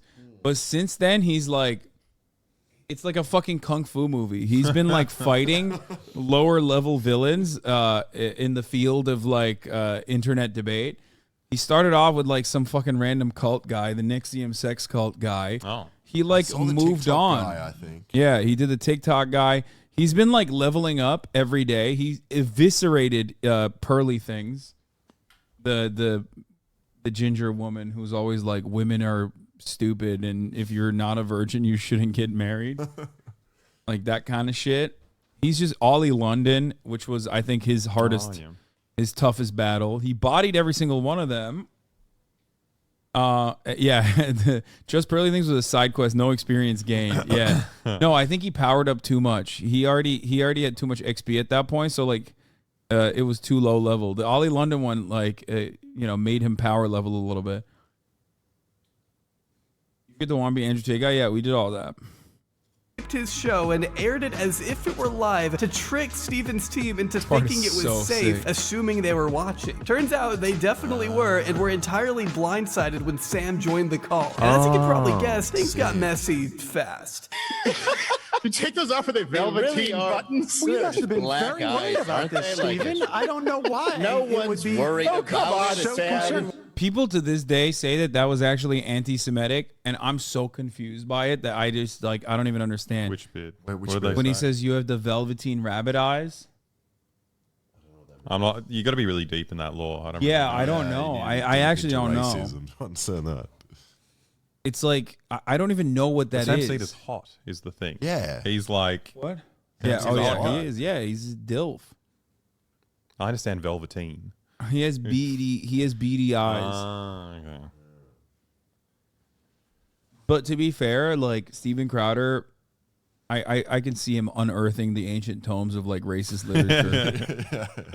Yeah, It's to a like last resort to get out. to of find like the deepest of cuts. It's like a curse. Want to Well, do let's have the Sam, debate. come It's on. no Steven, you are such a coward. Stop showing your little leprechaun co-host who comes out dressed like your Ethan, come on, sidekick. Ethan, why do you have to Steven! He can't build an audience, and so what happens is he uploads 15 times more, Do you think has your less than a audience 50. For the record, that's exactly what Steven Crowder used to do against the Young Turks. That's all I'm gonna say. Just surprise him like that. Yeah. No. Upload 15 fucking videos about TYT every time. So the audience. Well, that's Do why you he wants to think that your debate you, is so he audience- can build his. Do you Sam, think come on. your audience Yeah, cares yeah. that I only have 1 million subscribers and you have what, 6 or 7 million I think. subscribers? Let me answer. Can I don't answer your think question? they Can I do. answer your question? Can I answer your question? Sure. You want me to answer your question? My audience would say Sam who? How did you Professors know on the- I ended This is my what- show okay, he's not early gonna talk. last week, Stephen? If your audience Because doesn't even you're know an me, idiot, how and did you half know of your that? staff Do doesn't you watch like my you. show? Sam, fake stand-up comic who we can't find any footage about online. Let I'm me not finish. a stand-up comic. Oh, you're not? Okay, that makes sense because everything that I've seen is incredibly unfunny and unentertaining. Which may explain the audience. Irony alert, Stephen. Thank you. Coward. Yeah, that's wild. I forgot these parts. Like I didn't realize it was. Do they actually debate, or is it? No, it's just him fucking flailing and just trying to be like, half your staff doesn't like you, which is ironic. Again, every single thing he said here about Sam Cedar was projection. His staff, we now know, fucking despised him. Half of those guys that were in this video are now not a part of the Steven Crowder universe any longer. Not even not gay Jared. What was his Oh name? yeah, that was the first one that left. That left. Really? He left years ago. Yeah, and literally said that he would like try to put his penis on like the shoulders of men in the studio, on like the tour bus and stuff. And also on top of that, he used to do the thing like the fake stand-up comedian thing is incredible because Yeah, like, that's that's so you. funny. He's like, what's something that really hurt me? I was right. All right, yeah, you can Bye-bye. run away. You run away twice. Cold feet again. Come on, Stephen. Wow. Becoming extremely irate, Steven went off on Ethan, switching his camera over to his co-host, and left the call within minutes of Sam showing up. No debate happened, because according to Steven, Ethan took the coward's way out. But then again, Ethan Klein has never claimed to be a master debater, which Steven was aware of, referring to Ethan as a layup in the days ahead of the debate. Not everyone is as experienced in the great halls of debate, I get it, I'm the same way. But Steven, on the other hand, does this kind of thing for a living. You would expect a little bit more from someone like him. And despite how much he loves to insist that Change My Mind isn't a debate, Steven prides himself on his ability to have open discussions on divisive issues that challenge our beliefs, with college students who aren't Sam Cedar. Being blindsided by Sam in this instance still doesn't explain why Steven has gone to such lengths to avoid a conversation with him in the past. Is it because Sam is just an unfair, malicious debater who, as Steven claims, everyone tries to avoid? Well, I just don't think that really fits. So maybe it's just the simpler answer, that Steven Crowder is just not good in debates, and knows it's harder to use disingenuous rhetorical tactics to manipulate the conversation when it's someone capable of calling him out. Steven has demonstrated that he is incapable of defending his ideas on a genuine debate stage, and I think it's something he's always been insecure about. Much like Ben Shapiro, he'd prefer to take pot shots at college students that he can easily package into a triggered SJW compilation. At least Ben does debate from time to time, though. Yeah. Like Steven Crowder does not have the same skills of rhetoric. He gets millions of views on his channel. That's what reaches a bigger audience and makes his arguments. No, they do the same shit. It's just like it's all cherry picked data. It's all completely ridiculous. None of it is actually like you are taking advantage of people's good nature in that circumstance, and you're overpowering them by. In Ben's case, it's just like speaking fast and just like dropping, gish galloping, dropping cherry picked data points over and over again. And then also, just like every very skilled debater that people see as like brilliant online, a big part of debating, a big part of debate culture is basically taking logical fallacies and trying to rationalize them. So, like one example is like just taking like an incredibly exaggerated example. Like when someone says, oh, I think that there should be a minimum wage, just going, why not? Why not make the minimum wage $100 an hour? Like, and normally in a normal circumstance, or even in like a actual debate with a moderator, that wouldn't stand, because you would say, okay, well, you can't just. That's not what the argument is. That's not what the argument the other person is presenting. You just took it and you ran with it. You're making the other side forcibly assume or adopt that position. Whereas, yes, it's reductio ad absurdum. Thank you, Chatter, for being the biggest fucking nerd in here. I was trying to hide my nerd power level. Okay? But although that is a logical fallacy that would not be utilized in an argument where there's a moderator, debate lords take advantage of having no real moderator that understands logical fallacies and will turn around and rationalize it and be like, well, why not?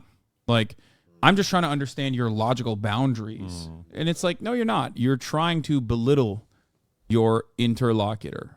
That's all you're doing. You are trying to belittle their position by advocating for an argument or claiming that they're advocating for an argument that they never made. So just remember that. That is like what the majority of the debate lords online do.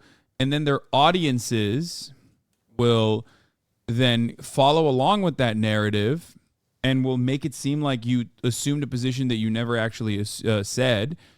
Kind of like what the chatters were doing earlier when we were talking about the Jonah Hill shit, right? Putting words in your mouth, clipping something out of context, and then running along with it. And that's why they're unbearable fucking losers for the most part. That's it. See, this guy probably is a debate pervert. He said bad example. The irony is that bad example that he's talking about is one that Ben Shapiro has literally made. I know that that is one that Ben Shapiro has literally made. I've used it in the past, as a matter of fact. I've pointed to it. So you're wrong. It is actually a very good example. Okay? It's a very good example because it's one that Ben Shapiro has quite literally made in debate. Okay? And everything that you do going forward will only out you further as a debate pervert, a debate pedophile, if you will. See, you're doing it. You're doing it right now. No, I'm not. I have other reasons for saying it. I will not elaborate. Look the best, after all. But at least Ben actually has real debates sometimes. Speaking of which, why don't we check in on how these two besties are doing now? Well, folks, I'm sure many of you have seen the controversy that has broken out between, I would say, our former friend, Steven Crowder. I'm personally insulted. Just because the whole segment ended up being you fighting people who didn't agree. Okay, shut the fuck up.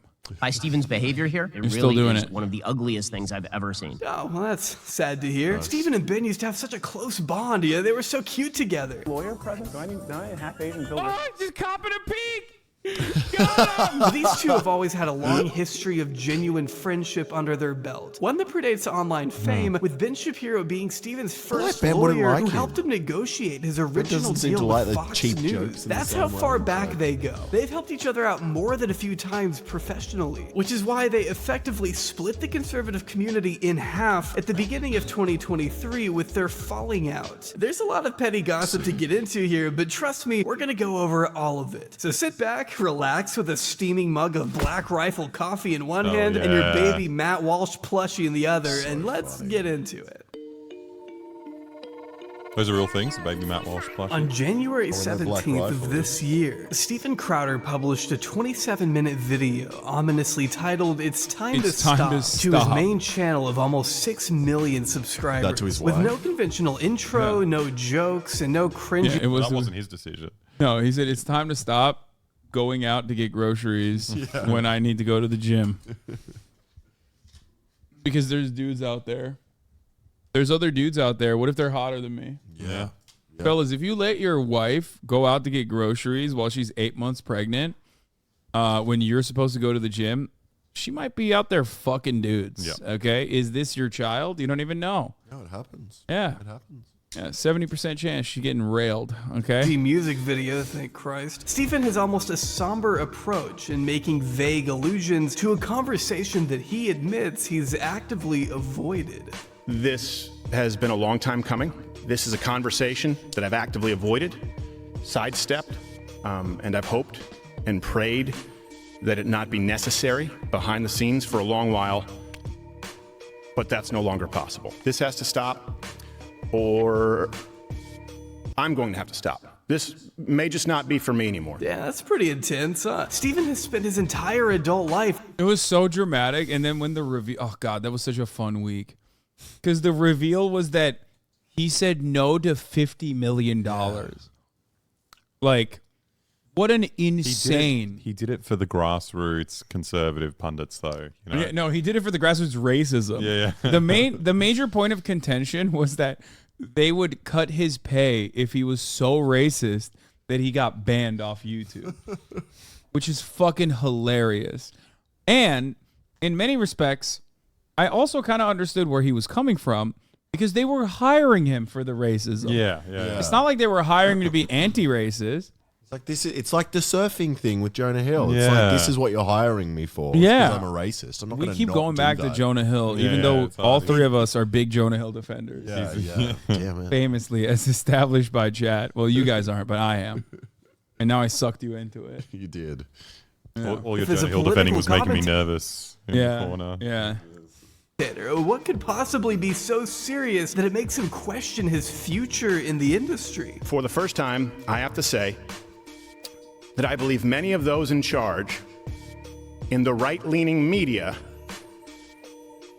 are actually at odds with what's best for you, the viewer, the customer, and more importantly, the country. Oh, shit, here we go. We here at Mug Club, we thought that we were all in this together, that we were fighting the media, entertainment, industrial complex. But too many of those in charge of the big conservative platforms are verifiably in bed with them. Big tech is in bed with big con. The people I thought were fighting for you, a lot of it has been a big con. Now that is obviously a very provocative statement, and I have to think that Stephen chose his words very carefully here. He's trying to elicit interest, teasing us into believing there's some big bad enemy out to attack the little guy. He's hyping up whatever he's a it is little we're guy. about to hear next as some Gets offered a earth-shattering $50 million revelation they contract. could expose. What little guy doesn't get 50 million contracts, though? Like, all the little guys are getting that, right? He's also doing the whole, like, drinking his own Kool-Aid thing, like pretending that conservatives aren't in cahoots with big corporations.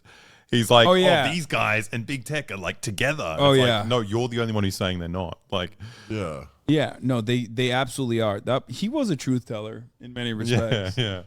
Yeah, I love that conversation because there was like correct statements being expressed on both sides because they just like hate each other now. They were just like flinging shit by just like outing very like well-known talking points. Conservative media as we know it. What is Big Con and who's a part of it? Well, he doesn't exactly tell us, at least not in this video. But he does go on to detail a contract that he had been offered by an unnamed conservative media group, which included terms so restrictive and offensive that Stephen went so far as to call it a slave contract. I will transition Mug Club into a full-scale network with independent content creators who don't want to be locked into slave contracts. There's no need to be enslaved like this. These terms basically said that if Stephen's YouTube channel got demonetized again, he could see his payment listed in the contract slashed as much as 25% by the company making the offer. But again, doesn't say who that is. If blank is boycotted or dropped by more than 50% of the advertising partners, the company is not able to replace them within 90 days, the fee will be reduced by 25%. Though Stephen does say enough to allege that whoever offered him this deal is deliberately trying to take advantage of him, suggesting they're any way to pay them and bowing down to censorship to the detriment of conservative principles, and that smaller conservative personalities should be mindful of any deal that may be presented to them to avoid getting locked into something they can't get out so of. anti-free market. Just subdue you a little bit. Just soften your edges a little bit. Just play ball a little more so we can keep our content all monetized. I won't do that, and I'm willing to bet that most of you won't either. Let me know just how many of you won't. Let me know how many of you will just go the extra mile of racism. Like, how dare these guys openly in the contract tell me I should just stick to dog whistles and not just go full fucking, KKK. Fucked up. It's compelling though. Like no more like doing like the George Floyd execution, but obviously not in the same way because he didn't get executed, unfortunately. Fuck, it's so bad. Enter in your email at stopbigcon.com. This, as Stephen probably planned, ignited wide speculation of who could have offered this slave contract in the first place. But most seem to assume Ben Shapiro's very own Daily Wire is the culprit. The company that employs Candace Owens, Matt Walsh, Jordan Peterson. I mean, they're one of the biggest sites out there. I think, you know what I just realized? If you were to ask every single person in Steven Crowder's fan base, would you have $50 million and you can only use dog whistles? Like, there would not be a single person in that fan base that would say no to that contract. No. Every single person would say yes to that contract. Fuck it. People in my audience would go the extra mile and like become conservative commentators that don't, push the boundaries so much that they get demonetized. Who the fuck would say no to that? Yeah, everyone's saying I would. Yeah, like, it's listen. ridiculous. Yeah, it's nuts. It's just like an absurd amount of money. Yeah, people have gone to Kick and went on the fuck Hasan train for much less, okay? That's all I'm going to say.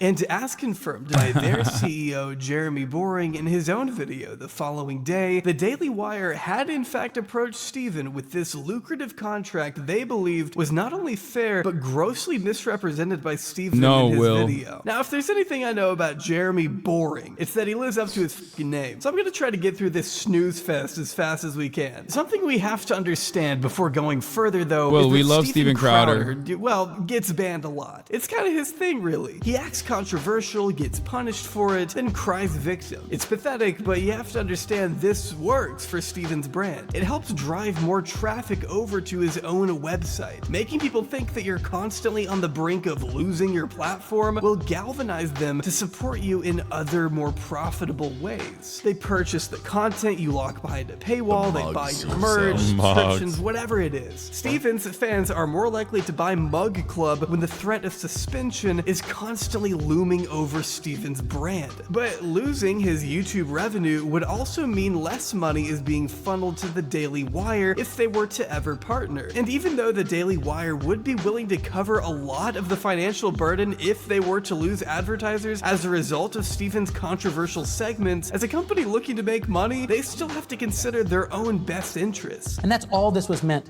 to accomplish. You say, yeah, that's kind of capitalism, isn't it? Yeah. Just free market. When you think about it. Interesting that Steven Crowder all of a sudden is like pro-labor rights. Insulate me from the... No, he wants labor rights for racism. Yeah. That's it. It's like, it's kind of fucked up. Racist. Yeah. Well, it's the same in the end anyway, because you're still telling him, if you say something YouTube doesn't like, we're taking away your money. Well, no, YouTube would be the one taking away the money. We're just saying that we can't bear the entire brunt of that. After all, as Forbes outlines, the Daily Wire is one of the biggest outlets on Facebook by a wide margin and appears on the top 10 Apple podcast charts. They can't... It's because of how censored they are, though, really. That's totally what's going on. Gaia, get down. Get down. Aww. Down. It's so hard. Oh, yes. She did it. That she power. looks so defiant. She looks so fucking defiant when I tell her to get down. What are you looking at? No. It's a pounce now. Can't be putting themselves at such risk of losing that position, since existing on Facebook helps them reach so many people. Perfect. So of course, from a business perspective, it makes sense for the Daily Wire to include that specific clause in the contract. If Stephen is earning them less money, then why should he be paid the full $50 million they've offered him? Which, yeah, is something else Stephen conveniently left out of his original video. I wonder why that is. Could it make him look ungrateful? Like a whiny baby looking for charity in the form of tens of millions of dollars? Stephen's philosophy seems to be, I deserve to be paid millions and millions and millions of dollars, whether my show drives the revenue or not. That's not a business relationship. He's not looking for a business relationship, he's looking for a benefactor. Because just to summarize here, but that Steven is what, Crowder was offered a payout of if you're a 50 political movement, of course, you got to insulate your bravest warriors. Of course he's looking for a benefactor because that's how these operations are run. Yeah. Steven Crowder has never worked in an institution, which, by the way, Jeremy Boring correctly pointed out, again, spicy.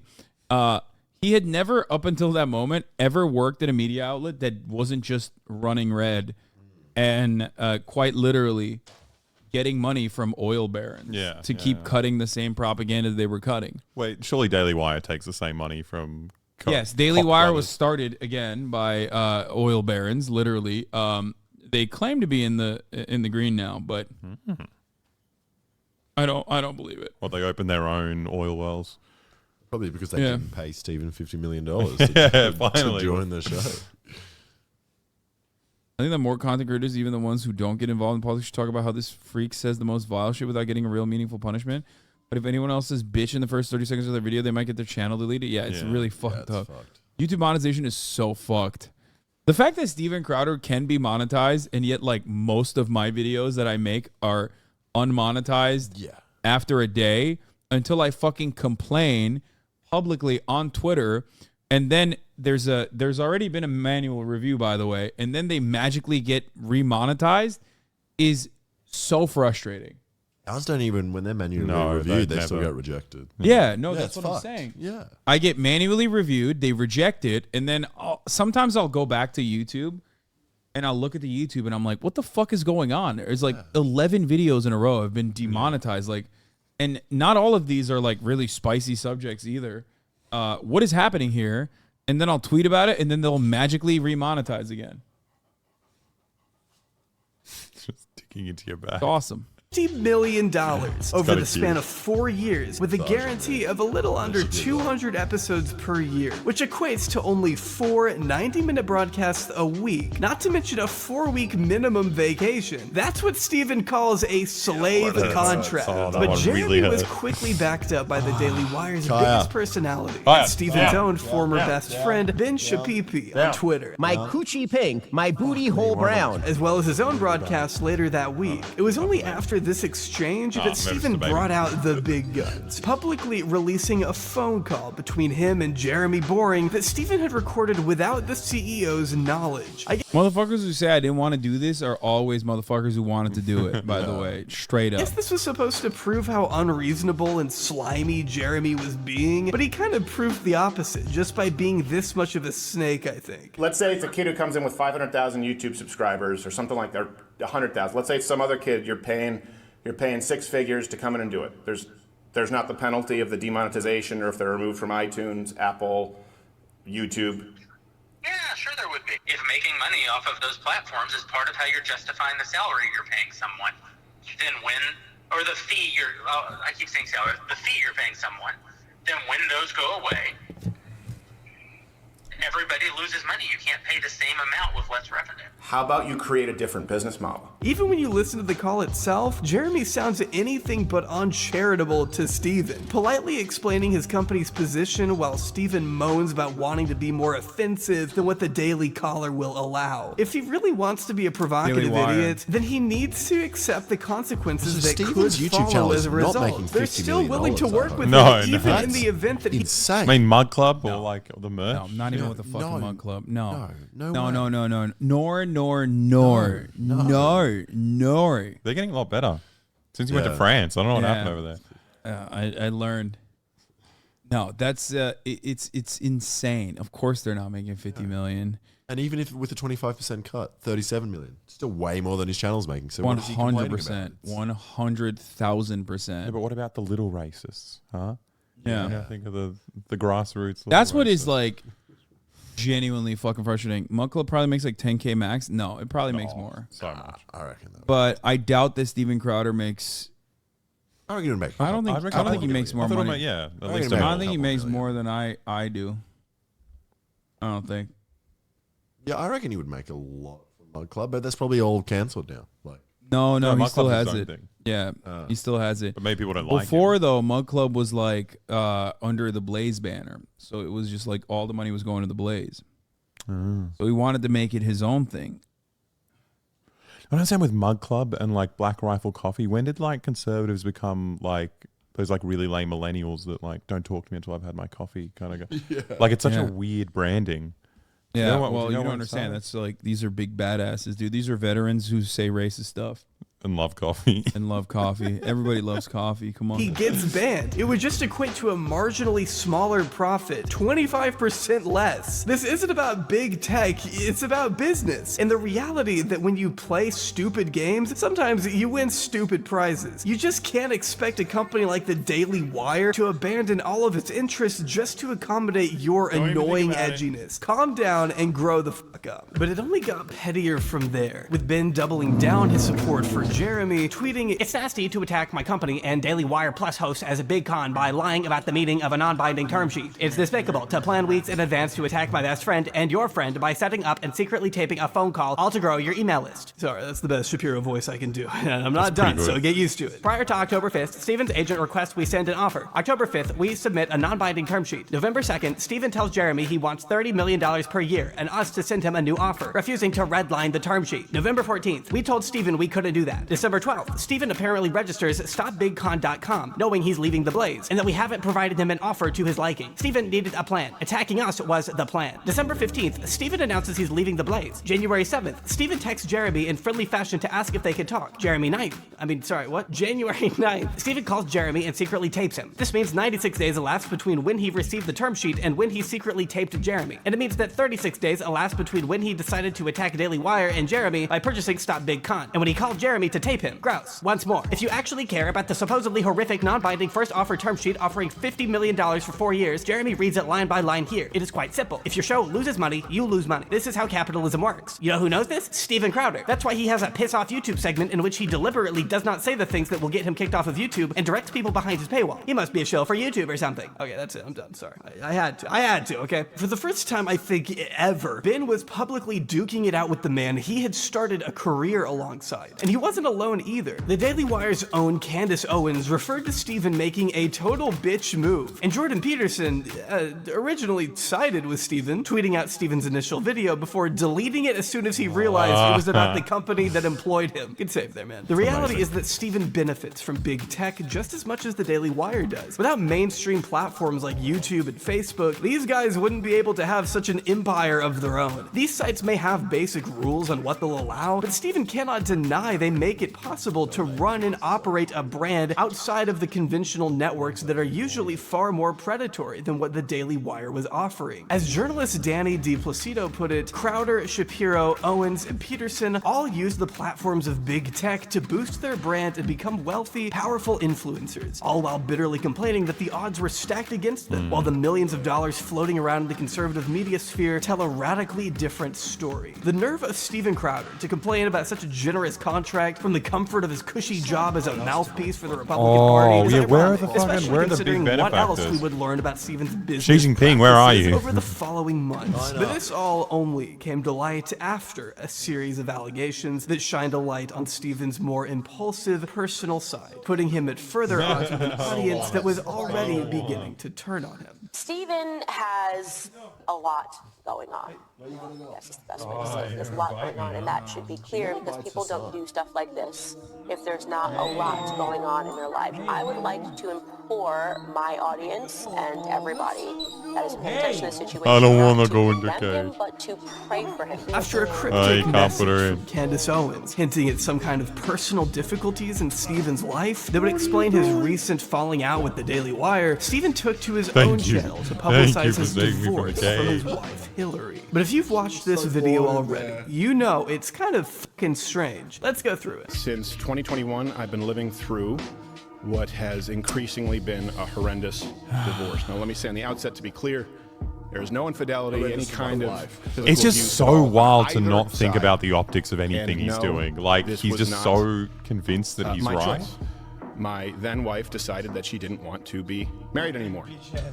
And in the state of Texas, that is It's enough. completely permitted. And I still believe that children need a mom and a dad. They don't and that divorce ask is the for them. husband if the woman's But allowed in to today's divorce legal him. system, my beliefs don't matter. In Texas, divorce is permitted when one party wants it, period. So one of the first things you'll notice is Stephen's repeated mentioning of no-fault divorce laws in Texas, which allow either party to leave a marriage without cause, which, as many have noted, is kind of a really weird thing to bring up given the context here. Like, how are we supposed to read that exactly? Do you want your wife to stay with you against The her government will? should she keep not my be wife married to allowed me. to leave? This is the implicit message a lot of people picked up on in insane. this video. But I learned it also tracks with statements he's made in the past. Oh, the If big you ball, the big dick. devalue marriage to nothing more There than you a go. hopeless endeavor, well, then you open the floodgates. It doesn't matter. You can have no-fault divorce laws. And, you know, I think it's a Alexa big was argument eating you all the hear all the bull time. And it follows a bizarre pattern of men today becoming increasingly critical of no-fault divorce, even in abusive situations. A year into Oh, the I hate these relationship, guys. it gets really, really abusive. Oh, that's fucking You- destiny. From both. That destiny, anyone, yeah. anyone really. Go It on. happens. Go on, I'm just- go on. My point is, I'm just, yeah, even though it might be rare from what you guys think, if it would happen, what would you recommend for those people to do? Would they divorce, or do you want them There to are so many guys on that Just side. look at this Even though it might be like physically abusive? You gotta endure. People are too. You want to stick in the People relationship? are Is it just. possible? I mean, look, people I'm gonna be nowadays honest. are just. Everybody quits. Everybody gives up. It's too hard. I'm this XYZ. This is why I'm special, so I can fuck up this entire situation based upon me being special. It's just a very strange thing for Stephen to harp on like this the much. hustler. Just like how he feels the need to clarify that his mentality good for a kids had nothing to do with the separation. Now, in all this, one thing I want to be really clear about is certain. True north here is that my children are blameless.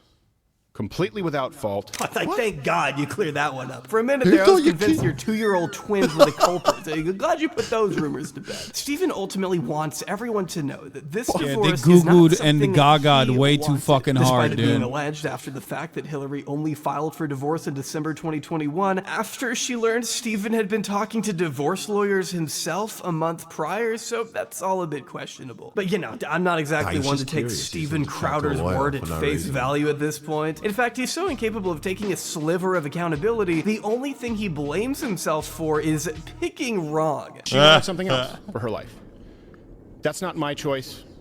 She simply wanted out, and the law says that that's how it works. Now, of course, Again, he just keeps saying that, like, he keeps saying it like he wishes the law would not allow her to leave.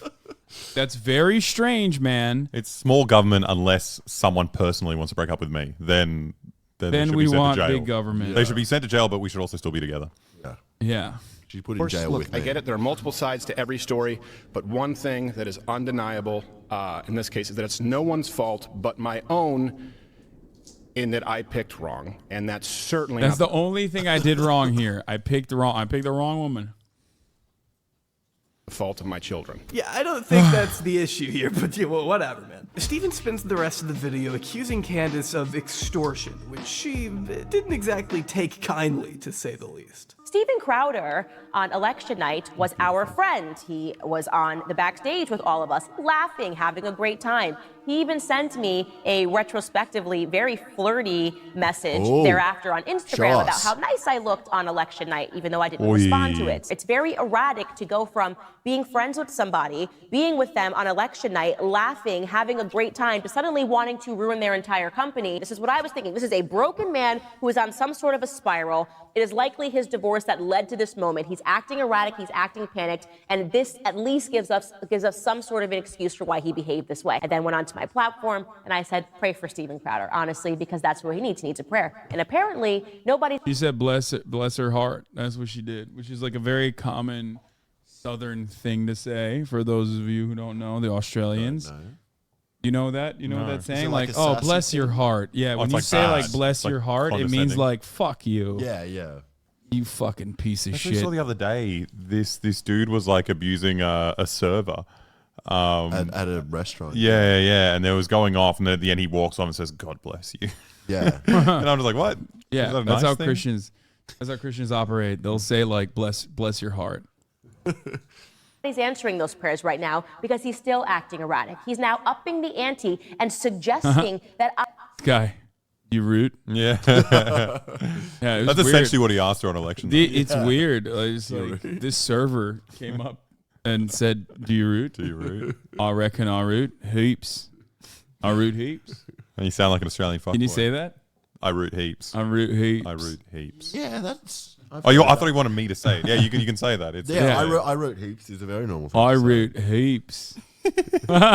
Or you could say he roots heaps. If someone fucks a lot, you say he roots heaps. Yeah. Alexa, he roots heaps. I extorted him.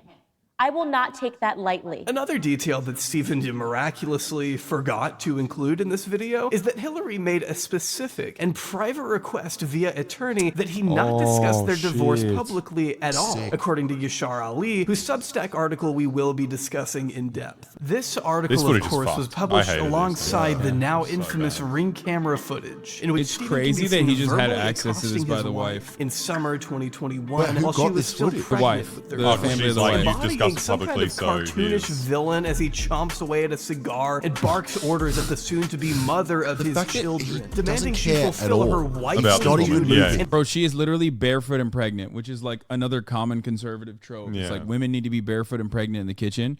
And it is wild that he is just like screaming like a baby at his insanely pregnant wife. Yeah.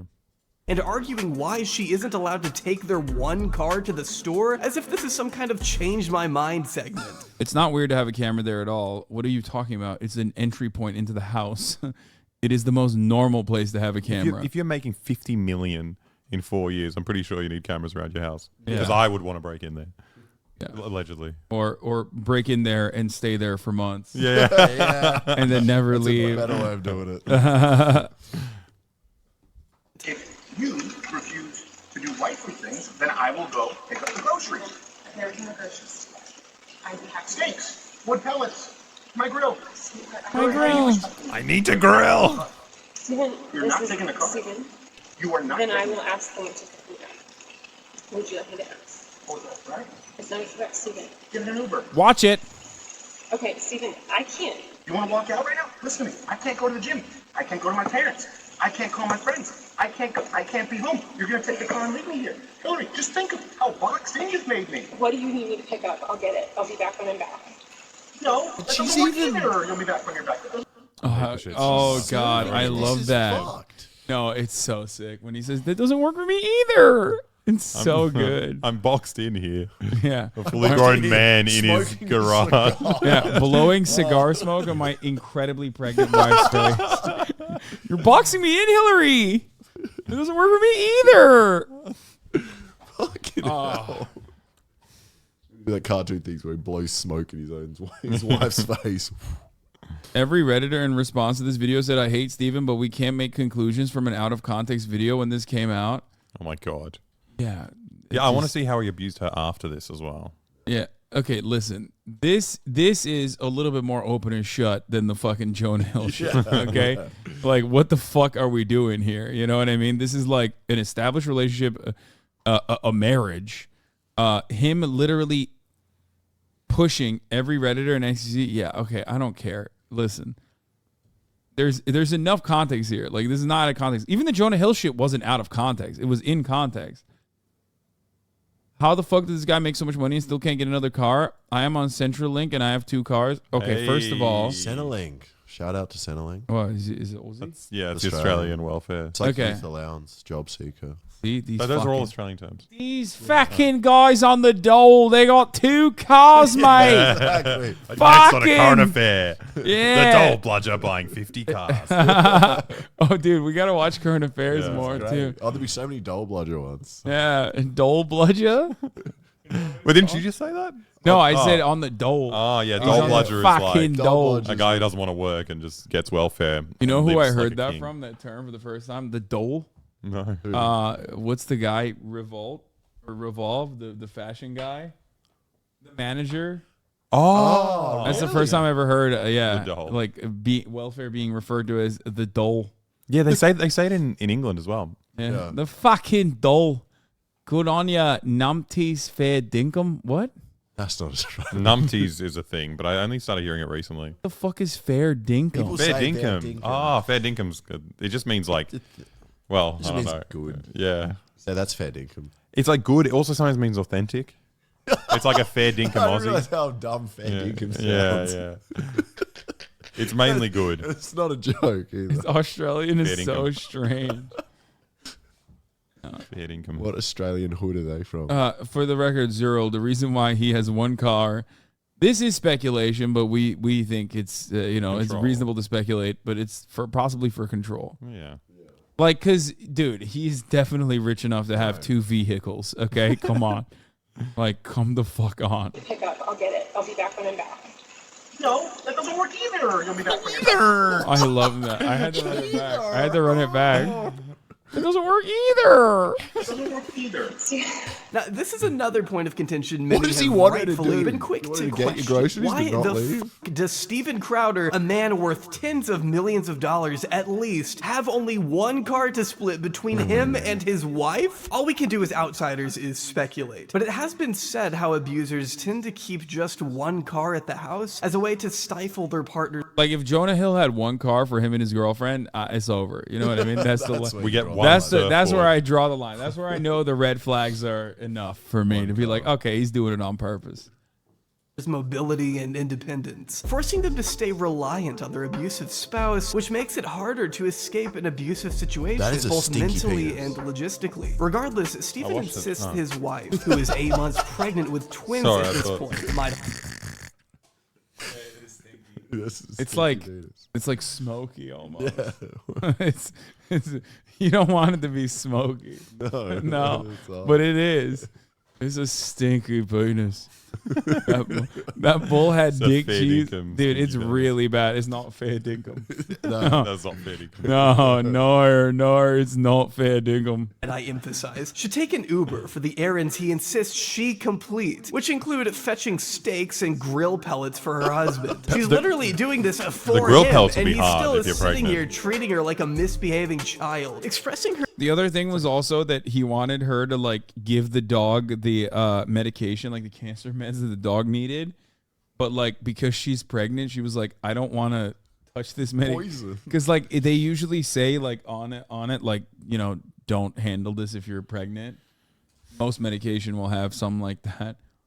Oh, here it is on the screen. Never mind. Demanding that she handle medicine for his dog she was concerned was toxic to Her pregnant women. concern that the dog food she'd be dealing with could potentially be harmful for pregnant women. Not that Steven would care about any of that. He's smoking a fucking cigar in front of a pregnant woman, for God's sake. So much for caring about the safety of the unborn, huh, Steve? Yeah, Those are his exactly. own children he's hurting. If that's any indication of what an amazing My father kids he'll did turn nothing out wrong. to be. I mean, it's frankly hard I not to smoked get them mad. out of my here. wife's In the video, Yeah. Steven becomes They did nothing wrong. They're a little fucked up. They are now unfortunately disabled because I smoked cigars all the time around my pregnant wife, but it's Gave okay. them dog cancer medication. Yeah.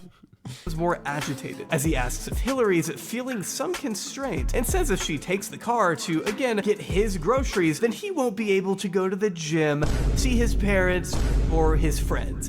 Just tragic stuff. But you know what would solve that? Using a fraction of your wealth to buy a second car, maybe. I don't know. Stephen goes on to demand Hillary show him respect and that discipline is the only way she's getting out of this, whatever the hell that means. She's an adult woman, not a dog. The only way out of it is discipline and respect. This is fucked. I feel like it's disgusting. This yeah. is just bad. I also think it's really weird that he's just like smoking a cigar at 12:37 in his backyard. But I guess like, is that a good time to smoke a cigar? Yeah. Like, why the fuck do you smoke a cigar by yourself in your backyard? Is it like addiction?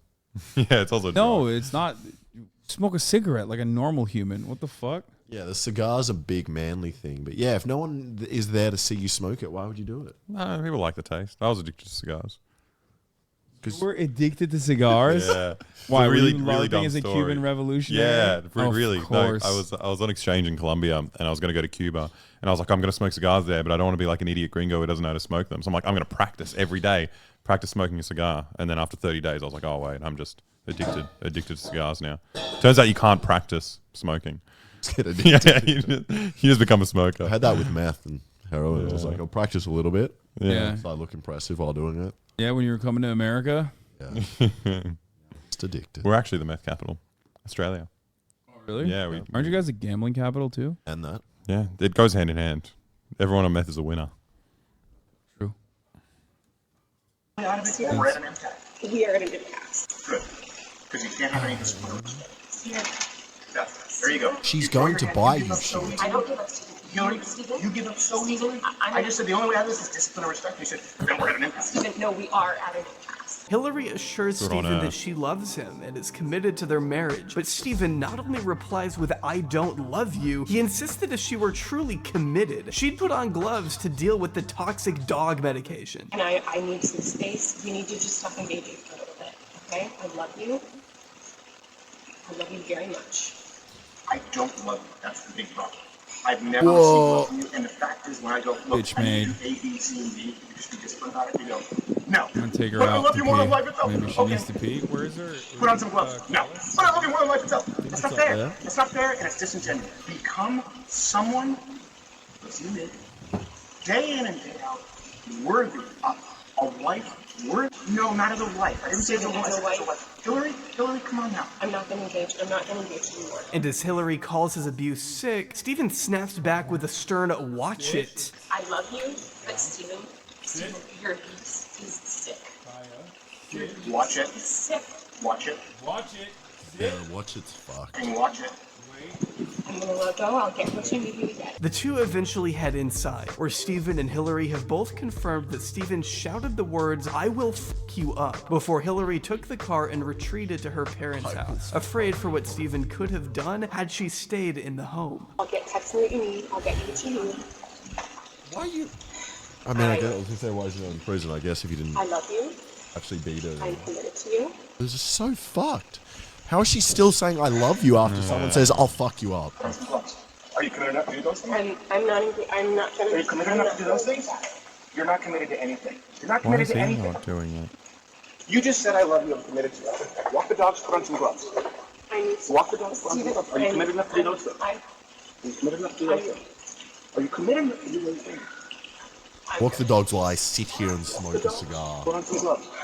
Are you committed enough to get the medication the dogs take? When approached for comment, Hillary's family issued the following statement to Yashar. Hillary is currently living alone in Dallas, apart from her family and support system in Michigan, and is focused on taking care of her young children. She is not prepared at this time to speak about her divorce becoming public or the misleading statements made by Stephen about their relationship. The truth is that Hillary spent years hiding Stephen's mentally and emotionally abusive behavior from her friends and family while she attempted to save their marriage. She was the one who was asking to work on the relationship to keep the marriage intact for their unborn children. In June of 2021, Stephen left their home to pursue elective why would you surgery. want Hillary kids? urged him to get the help he needed that's- to imagine address his him being your abuse with the dad. hope that Oh, their marriage fuck could that. be Fuck saved that. and that they could peacefully live together Just as a family. blowing Instead, cigar Stephen smoke refused into to your do face so is and chose impossible. not to be with Pick his up wife dog poop during in the the birth yard. of their twin children. After the birth, Stephen bought a townhouse and left their home permanently. Hillary was unaware that Stephen had hired a divorce attorney night and asked his assistant to cut Hillary off financially. There is significant documentation substantiating these facts. We hope that Stephen will cease speaking publicly about his personal matters in an untruthful manner. We also look forward to there being full transparency in the legal process, so there is fairness and accountability for the actions that caused the divorce, and to ensure the outcome is what is in the best interest of the young children. Stephen's response to this leak is pretty much what you'd expect, that his words were taken out of context, and that the footage we saw was deceptively edited, something that Stephen has had plenty of experience doing. No. Look,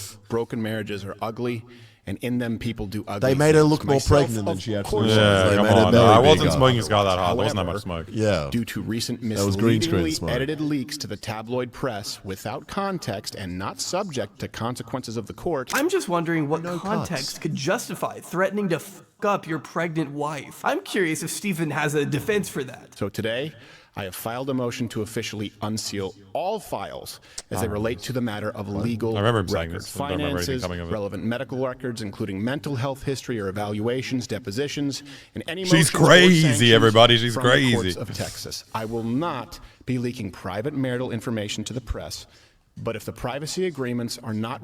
But also at the same time, I will will. subtly imply that I'm going to do exactly that, and also mention to everybody that wants to speculate that I am, you know, I'm claiming that my wife is crazy. Respected by all parties, I will address all that is a matter of irrefutable legal record in full context next week. But some of the supporters he still has left have made the argument that, well, all marriages are hard. One example of an argument isn't enough evidence of abuse, though Yashar, who publicized the video in the first place, goes on to cite a series of text and audio messages from Stephen that he personally reviewed before publishing his story, of which Stephen reportedly admitted numerous times to having a volcanic temper, and that he has been working to control it through therapy. Though at one point in the audio messages, as Yashar testifies, Stephen Crowder gets upset because he is frustrated that he is not getting enough credit for not having lost his temper for months, but adds that he can't promise he won't lose it again. I haven't in the beaten my future. wife in Another months. point to note here is Congratulate that me, Stephen and his wife please. exchanged a series of messages the day before the birth of their twins, in which Hillary pleaded Video is with her Jay then Aubrey's husband video one chat. last time, stating, "Stephen, I'm afraid of you and your rage. You are scary. You scare me. I want to heal things, but you have to take responsibility. Stop Clout blaming chasing. others."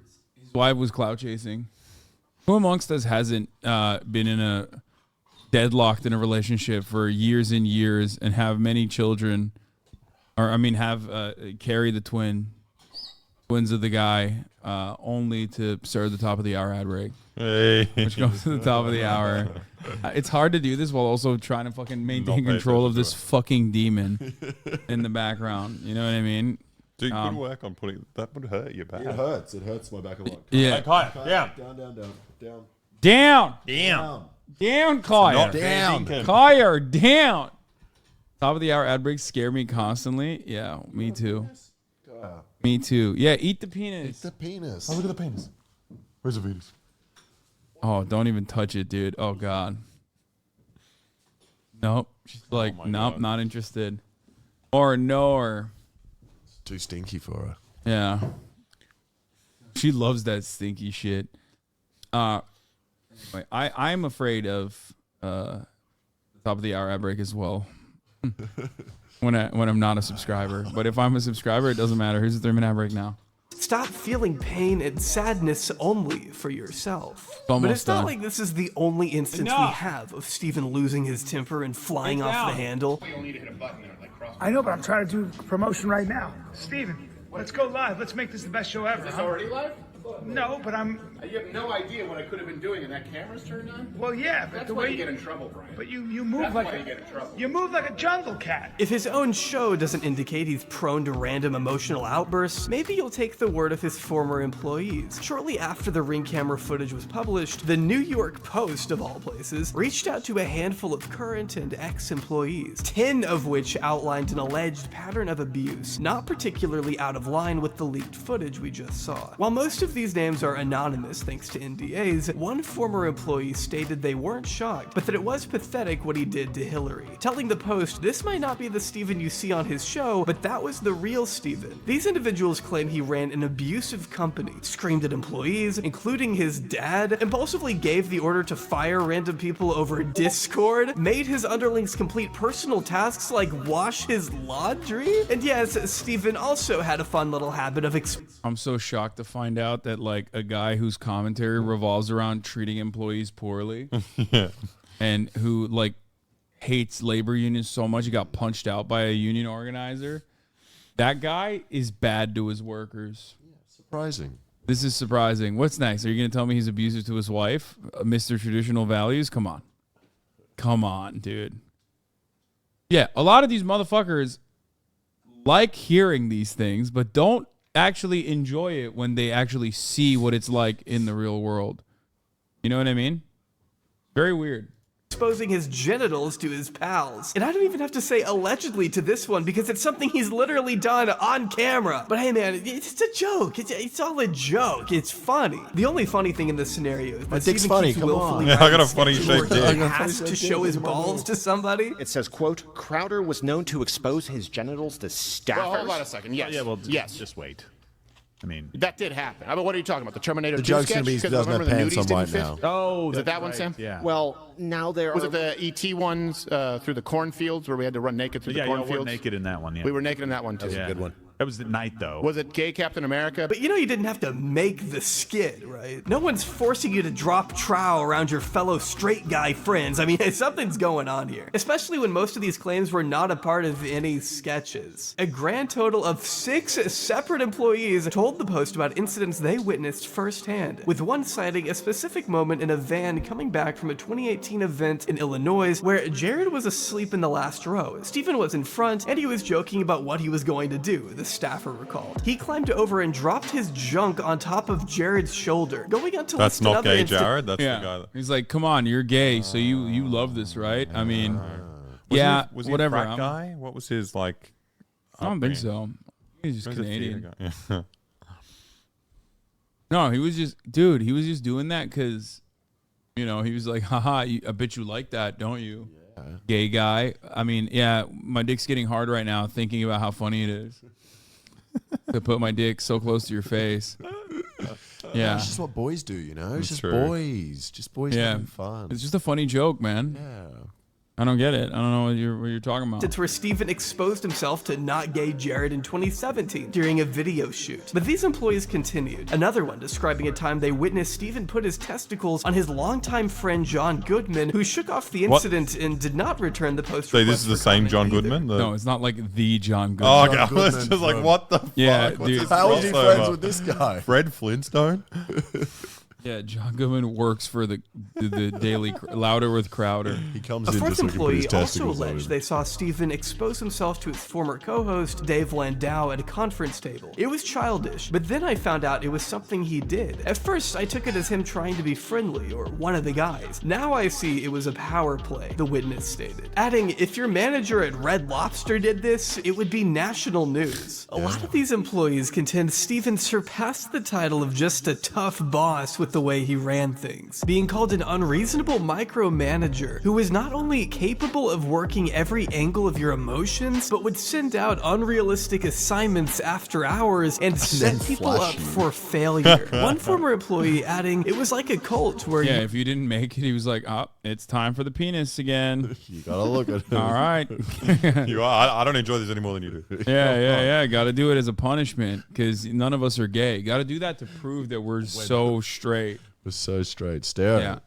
Yeah, just come on. Just Look it in hold the it. eye. Hold it with your hands a little bit. you were all in, and that he did not want you having a life outside of it, often blaming employees for projects failing to live up to his expectations. One employee telling the Post, we'd tell him things wouldn't work when a live show in 2018 didn't go as he had planned, adding, I thought surely Stephen, who micromanaged the whole thing, is going to take some responsibility here. But accountability from Stephen Crowder is a bit much to ask for. Stephen instead guy decided to use the opportunity to gift each of his employees a book titled Extreme Ownership: How U.S. Navy SEALs Lead and Win. Sick. We all thought we were going to get an apology. That's the right-wing but we got a version of book. like It was- Jonah weaponizing therapy speak. It's him using Yeah. Navy SEAL speak to Yeah. No, to gaslight exactly. his friends. Exactly. That is precisely what he's doing. It's like a sitcom. His repeated tirades against his own booking agent and father reportedly made former employees uncomfortable. He did it regularly, and it was usually about failing to book someone he wanted on the show. Steven would say, "I'm supposed to get stars." I mean, how can you demand respect from your employees when you continuously scream at your own father in front of everybody? I mean, you're a joke. You're being insane. One source concluding, "We don't want Steven to suffer. We just want the abuse to stop. Or at least let future employees know what they're getting themselves in." They sound like libs. Yeah. Yeah. We just want the abuse to stop, or at least let future employees know what they're getting into. Like, it's so strange how when the roles reverse, it's all of you a sudden personally. you're like, wait a minute. Interesting. To. Which, by the way, I can only hope enough people listen to, especially considering all of the job applications Steven is throwing out on Twitter. With all things considered, it's no wonder why so many people are no longer at Louder We with should work for Crowder. him for a According to video. Dave, Steven was so obsessed with getting the last word on his show that he had a light hooked up to a button behind his desk that, when pressed, would indicate to Dave to shut up. It became a little weird because a light was put in where it was his rant button. And it was basically a Dave Don't Talk button. Wait, so there's literally a light bulb? There was 4 lights in a row. There were and when 3 it- lights. I'm serious. And when it was hit, I wasn't supposed to talk. And they Do you said, remember- It's just like, bro, you literally did that for years. Like, he fucking owned you, you little gremlin. I'm just like, you're a whole ass divorced dad yourself, and you just sat there and ate it from Steven Crowder, who is somehow even less funny than you are, and you, my friend, are not very funny either. So, Wait, was it like a regular colored light bulb, or was it like red? it was like a yellow, a Okay. pretty bright yellow, like like yield. So it's like off camera, but in your eyesight. Yes, and And, I and was. would he be the one pressing the button, or was there a producer pressing the button? He would press it. So like Mr. Burns, like he had a button under his desk or the table, and when it's Steven's turn to talk and Dave needs to shut the F up, he presses this button.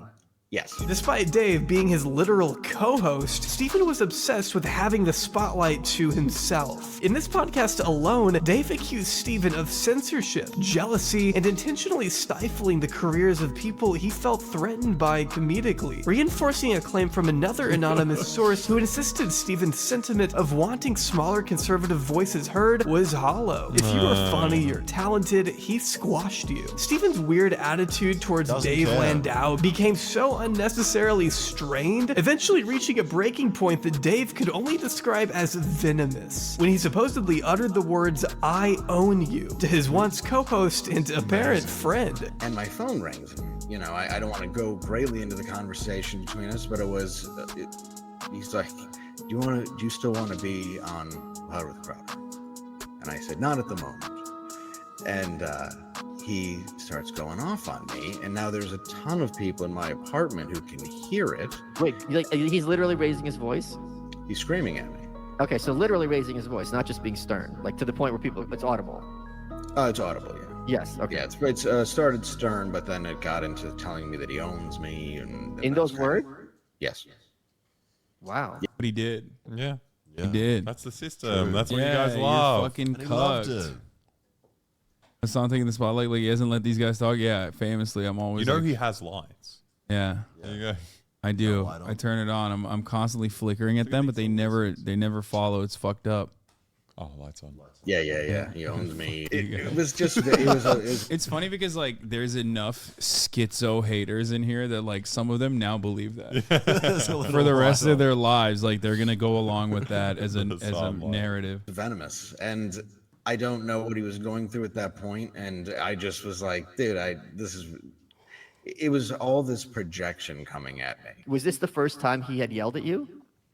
In that way, yes, where it had This is come like out the interview where with his I wife. saw a different person that I had heard rumors about. I understand that there's going to be a touch of narcissism to anybody who's sort of. We're not bored. Yeah, I'm telling them. I'm hitting the tell them you're not bored button right now. I'm not bored. I'm not bored, and I love Hasan. He's very handsome. Dude, they wanted to be on the stream. Yeah, we forced our way in here. I did not ask them because I always feel self-conscious. Like I feel like I'm, working them. I love it. You're making the guy on the far right nervous again. Give him a compliment. You're so handsome. Thank you. You're doing well. You're doing well. That makes me less nervous. Somehow that makes me feel better. Yeah, my penis is out underneath this desk. Yeah. It's actually on my shoulder. It's I'm so forcing big. them to look at it, and I keep like whipping it around. Yeah, there's just a mirror over there. Yeah. In that field, I get it, but at the same time, it was so over the top that I was trying not to laugh. And then he said, if we were going to tour together in the future, Matt couldn't do his closing bit on stage. Somehow that comes up, so you could tell there was this projection of how he was angry of how well. What are all these little things that are in the middle? Yeah, they keep popping up. The anarchist. The anarchist cookbook, like he had fucking Kim Jong-un. I love that he's like cucked by his boss, but he has to pretend that he has some kind of advantage. Like, I was actually laughing. Yeah. Like, being berated by my boss, kind of funny, because I don't know, that's not a big deal. You know? It's not like this was my like life. me, an adult man who's like much older and actually has done stand-up. I was just being berated by a less talented person. Hilarious. He told you to tell your friend who you don't own that if he's going to tour with you, he can't end on the closer that kills, that gets standing ovations? He said it was too dirty. He then, this very oddly telling thing, he's like, this is why you don't have any friends. And I was like, what are you, like, Wait, it he literally. said that? Yeah. Oh. I mean, I'm sure the phone call was recorded so we could always hear it. And I'm not saying that to be a jerk. I'm just saying that he legitimately records his phone calls. Stephen isn't very good at maintaining professional or even personal relationships, evidently. And whether it has to do with the bullying he received as a kid, his urge to talk over everyone in the room, or his own jealousy of those he perceives as more talented than him, once you get past all the smoke and mirrors and ignore all the culture war BS that surrounds his erroneously played up macho man persona, what else do you have left? A failed comedian turned professional crybaby, helplessly pleading to be liked by anyone who will listen. But we're talking about bullying. The reason that bullying in high school. You know what his biggest issue is? He has a fat face. Like he's in shape. He's in like decent shape, but he has a fat face, so it doesn't show. Yep. That's my issue too. What are you talking about? You want to cut your Yeah, but I'm like crazy ripped under You're this. crazy ripped. Like my face should be different. True. Fishing for more compliments. Alexi, you're hotter than Steven Crowder, all right? Way hotter. Fuck yeah.